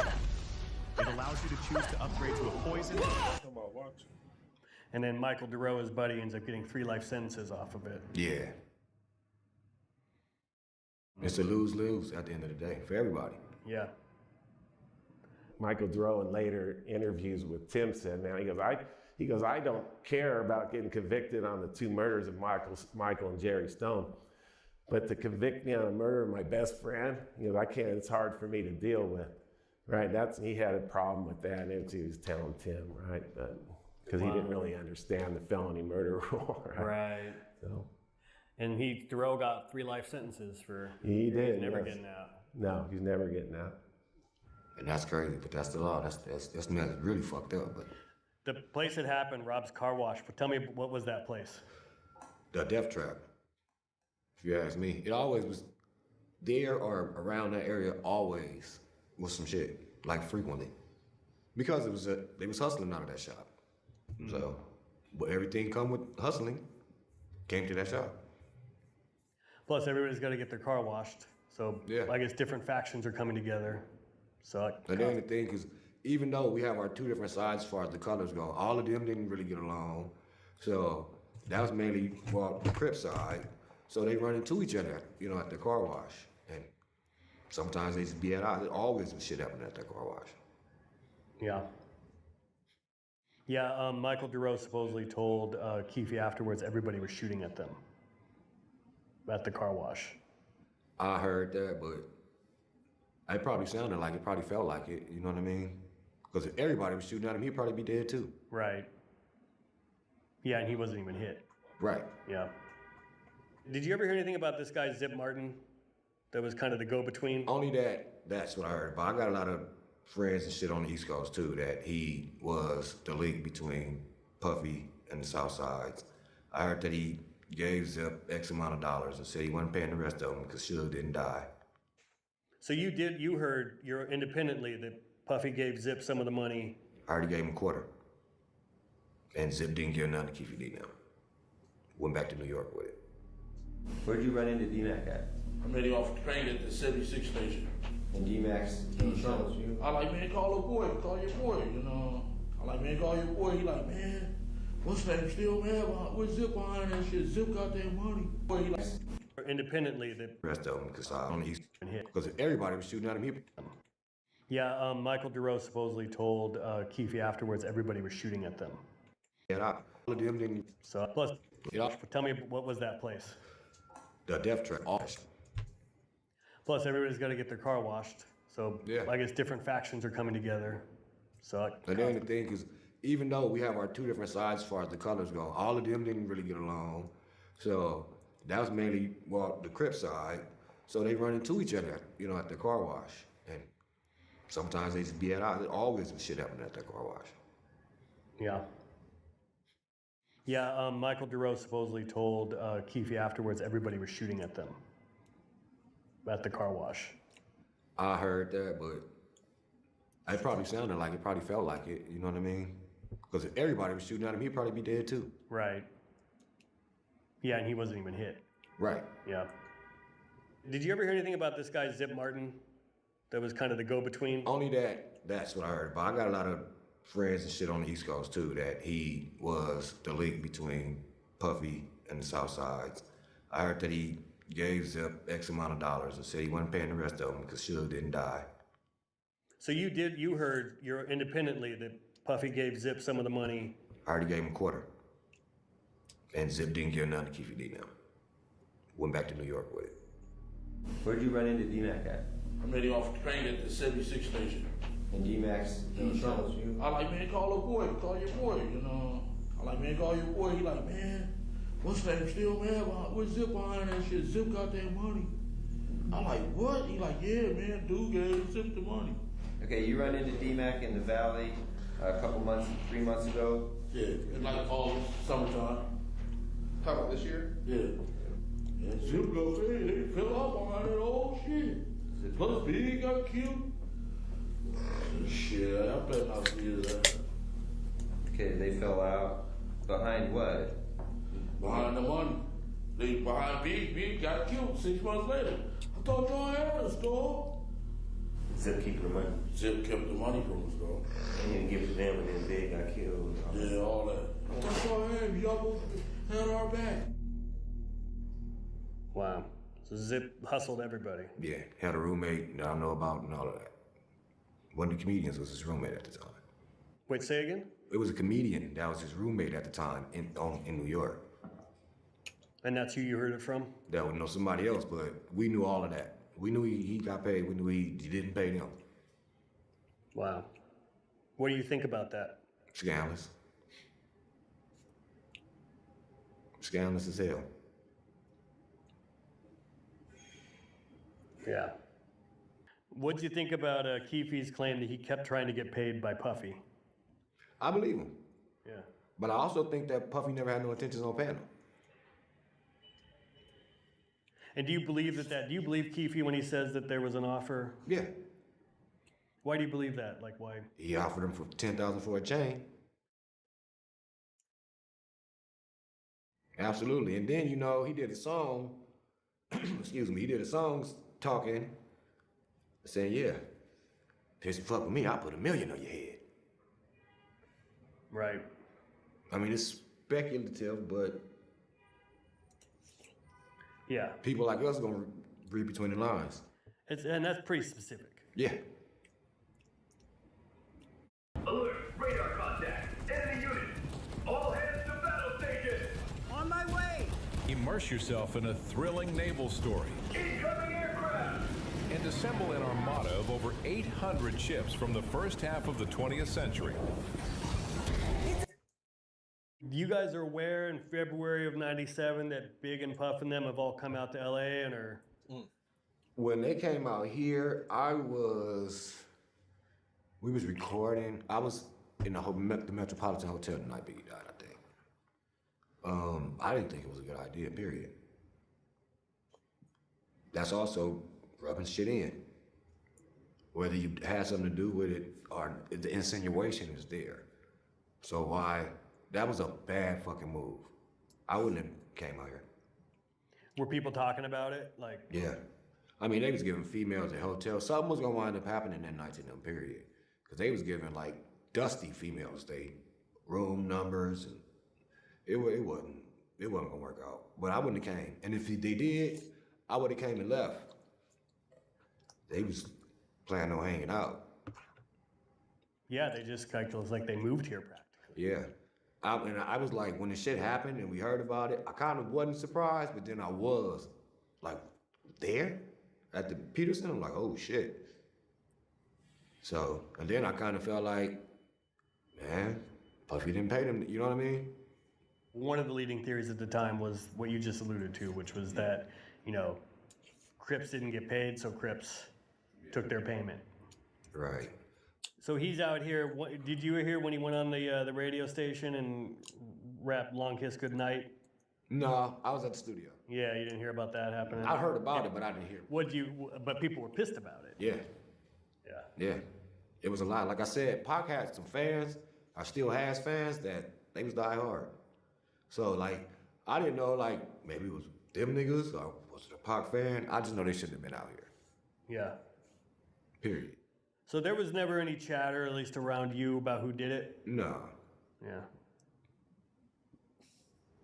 Then they made the little sketch, and don't let us look like that though. Right. What did you think about the fact that they said the guy was dressed like Nation of Islam? Yeah, they said that. Then they were trying to say it's a guy that just died. They're trying to say it was him, and I don't know who did that shit. Yeah. But they did it. Well, there was what was referred to as the Goon Squad by some people, which was like Poochie and George Williams, and those guys were kind of like the most feared dudes, and that kind of was where a lot of the, if it was they Death Row side. Saying, like Wack 100, he said it was Poochie, and Suge said it was Poochie did it. I ain't never heard Suge say Poochie did it. Yeah. What was Poochie's reputation? Man, he was Poochie. He had a reputation. Sneaky. You know what I mean? That's why they would say it was Poochie, because if anybody could put it off, it would be Poochie. Like, I don't know, they put too much on people, bro. Yeah. We all human, and we all can move however we gonna move. Like, certain people take risks that we won't take. Some people like doing what they do. They say he was one that liked. His reputation definitely preceded him, you know what I mean? Yeah. But to meet him, there wasn't nothing scary about him. He was a little guy. Yeah. But like you said, sneaky. Yeah. And George kind of, I think, had that same. Yeah, no, George, though, he a real one, too. Yeah. What do you remember from the night Biggie died? You said you were with the Outlaws. We was at the hotel. We was at the Metropolitan Hotel, I think. And they got a call from some girls that was up there. It was like, man, cause we was gonna go, but we were like, nah, cause we gonna fuck around and get in trouble. So that's why we didn't go. So you didn't go to the party at the Peterson because you're like, no. Nah, we was going to fight. You know what I mean? So we like, nah, we ain't finna do that. Suge in jail. We already in trouble. We kept getting kicked out of hotels and shit like that. So we like, yeah, nah, we ain't going. We stayed in, and not even an hour later, we got a call that said, man, somebody just shot Biggie in them car. Like, what? If some girls that was there. That shit was, like I said, I kind of knew something was gonna happen. I didn't think nothing was gonna happen to him then, though. But I thought it was a terrible fucking idea to be out here. For sure, it was. It was a setup on both sides. You knew whatever was going on, even like Keefe did. I mean, you knew, obviously they wasn't gonna be there to help you. I just wouldn't have came out here. That was on Puffy. As far as him being the CEO, that was probably the worst business decision he made. But also turned him into a rap star too. Right. So you just never know with people like that, man. Yeah, Keefe D claimed that he saw some. He was there that night. He claimed that he saw some girls associated with Death Row at the party, and he just felt like things were off. And it is established he went over to Biggie's table and talked to Biggie that night, and he offered Puffy, "Do you want us to walk with you? Do you need some extra people?" And Puffy said, "No, the feds are all over me. Like, stay away." And Keefe's like, "All right." And then sure enough, Keefe's kind of like, my instincts were right, because like, you know, somebody did kill him that night. Yeah, that shit was, man. I asked Stevie about that. We talked about it. When we first hooked up. He's like, man, I don't know where the fuck that shit came from. He was like, you know, I called 911. Like, we didn't even know where he was at. I'm like, damn, why y'all come out? I told him, why the fuck would y'all come? When we first got cool, because we ran into, before we actually linked up and started working together, me and Napoleon ran into him, and I don't even know who else was with him at the Atlanta airport. And whoever guy was with him, we kind of pressed him. The dude, you know what I mean? Like, got up out of there. Stevie didn't run though, but he was just like, man, you know, and Moose said what he said, and he kind of kept it moving and shit. So once we became friends, we was talking about it, he was like, yeah, go fuck with that guy no more. But I asked him, like, why y'all come out here? He said Puffy wanted to come. He said Biggie didn't even really want to come. Right. So, I mean, I don't know. He know, only Puffy know, you know what I mean? But I know it as far as him, his career as an artist, that's what launched it. Right. Yeah, Biggie, they said, barely left his room. His leg was all messed up from a car wreck. And Puffy was the one out partying every night, you know, going places. Even when Big did the night before he got killed, he was at the Soul Train Awards, presented an award. As soon as he walked off stage, out of there, back to the hotel room. Puffy wanted to stayed and then went out and partied and House of Blues, I think, and all this stuff. And Big's like, no. Get the fuck out of here. Yeah. I know they wouldn't have thought or didn't think nothing was gonna happen, but I'm damn sure I wouldn't advise him to come out here. Like, hell no. Yeah. Because you don't know where it's gonna come from then. Like I said, Pac got fans that's die hard, like they DNA to him. Yeah, Neckbone told me, he said it could have been anybody. Absolutely. Like, I'm surprised ain't nothing happened to Keefe D worse than jail. Because Pac got, like, serious diehard fans. And they all, most likely, is the ones who grew up real rough. Because they all can relate. Right. They might do something to him, man. I would have been thinking that off the jump. Like, this nigga had a whole movement behind him. Why would you go put yourself? Because you thumbing. You poking the bear. Right. It cost him his life. I know he probably didn't want to be out here, though. Yeah. I mean, because at one point, they was friends, too, you know what I'm saying? So, I'm sure he might have been bittersweet to him when Pac died, because he looked up to Pac at one point, too, and they was close at one point. Right. So, I don't think he wanted to see Pac dead. Yeah, I feel like that if they just had more time, that could have been squashed. Maybe. You know what I mean? Yeah. Seems like it was like I misunderstanding. think once Biggie would have eventually gotten away from Puffy, then they would have ended it, you know what I mean? Because I think he was more of the fuck boy than Biggie. He was the one in the mess. He don't want to play gangster and shit, you know? Biggie grew up in the streets for real, you know, so he know what come with that. Right. Puffy didn't. He grew up in the house. And that's what you get. Right.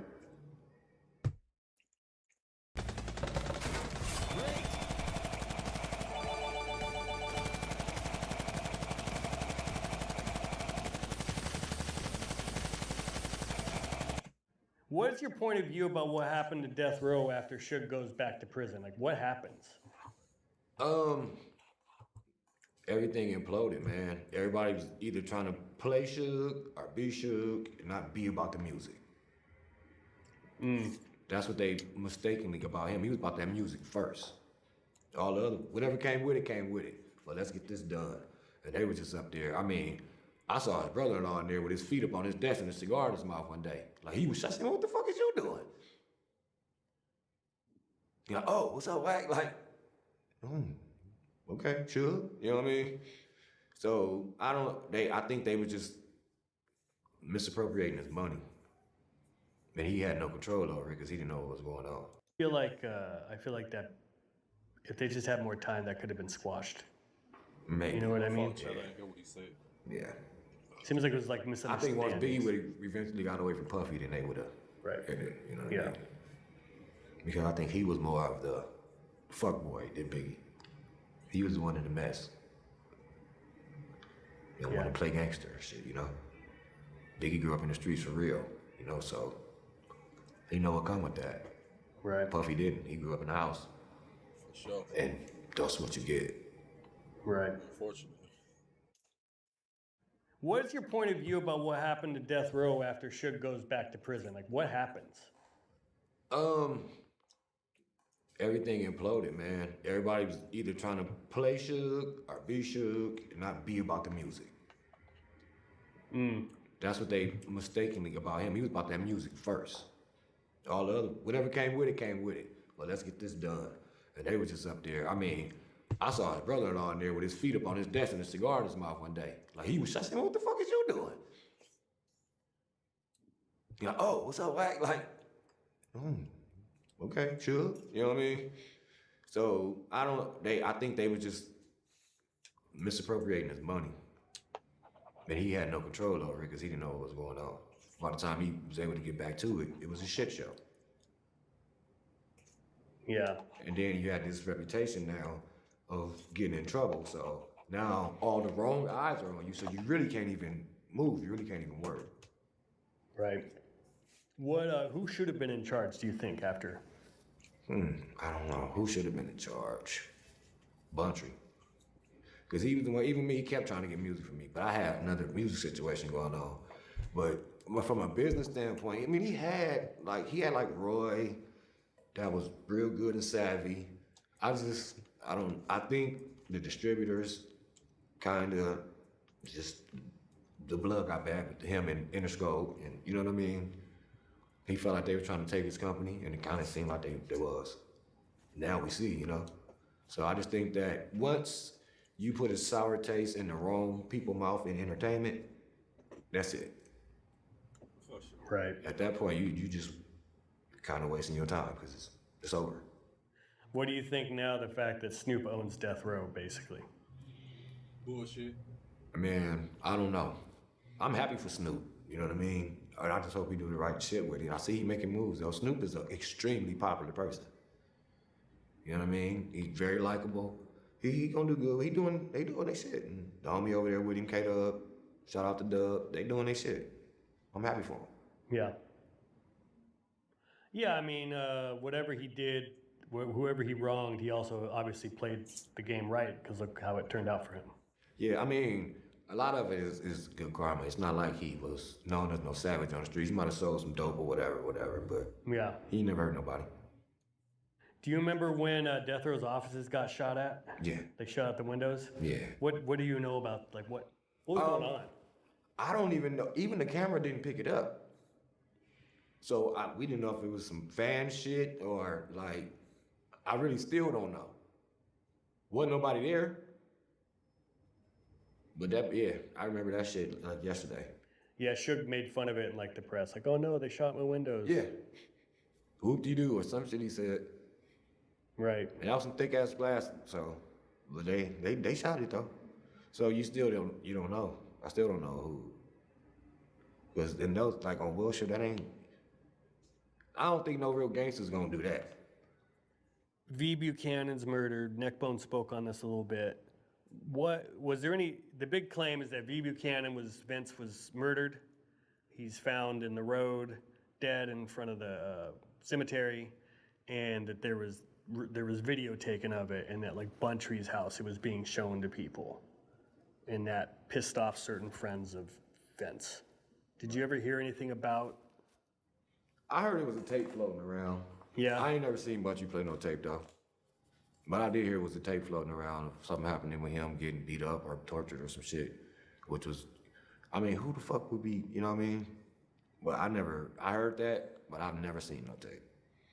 Yeah, Neckbone said Buntry would have been dead set against that. He would have. If it was a tape, they probably did play it at Buntry house. Right. But Buntry, I guarantee you didn't agree to that shit. Wasn't fond of that shit. I guarantee you that Buntry Al, he don't get down like that with no homies, homie. See, real niggas don't play like that. Unless, well, ain't no unless. They don't play like that. Because, number one, you putting that bad karma on yourself. You ain't do it. So, I don't want to see nothing. And I'm sure most people don't want to see a motherfucker getting tortured on the tape. Right. Especially that's not your enemy. Yeah. That you don't get no leverage, you ain't, for nothing, just put a target on you. Right. But yeah, I don't think Buntry would have been showing no tape. We was over there all the time. I never saw tape. Never heard of him having no tape. Yeah, Buntry's house, like there was like the kind of like a clubhouse in back, basically, right? That was like the spot. Right. Right. Before it was like when my daddy and them was coming up, it was my grandmama's house. But then when we was coming up, it was Buntry mama's house. Mm. Do you remember when Poochie was killed? Yeah.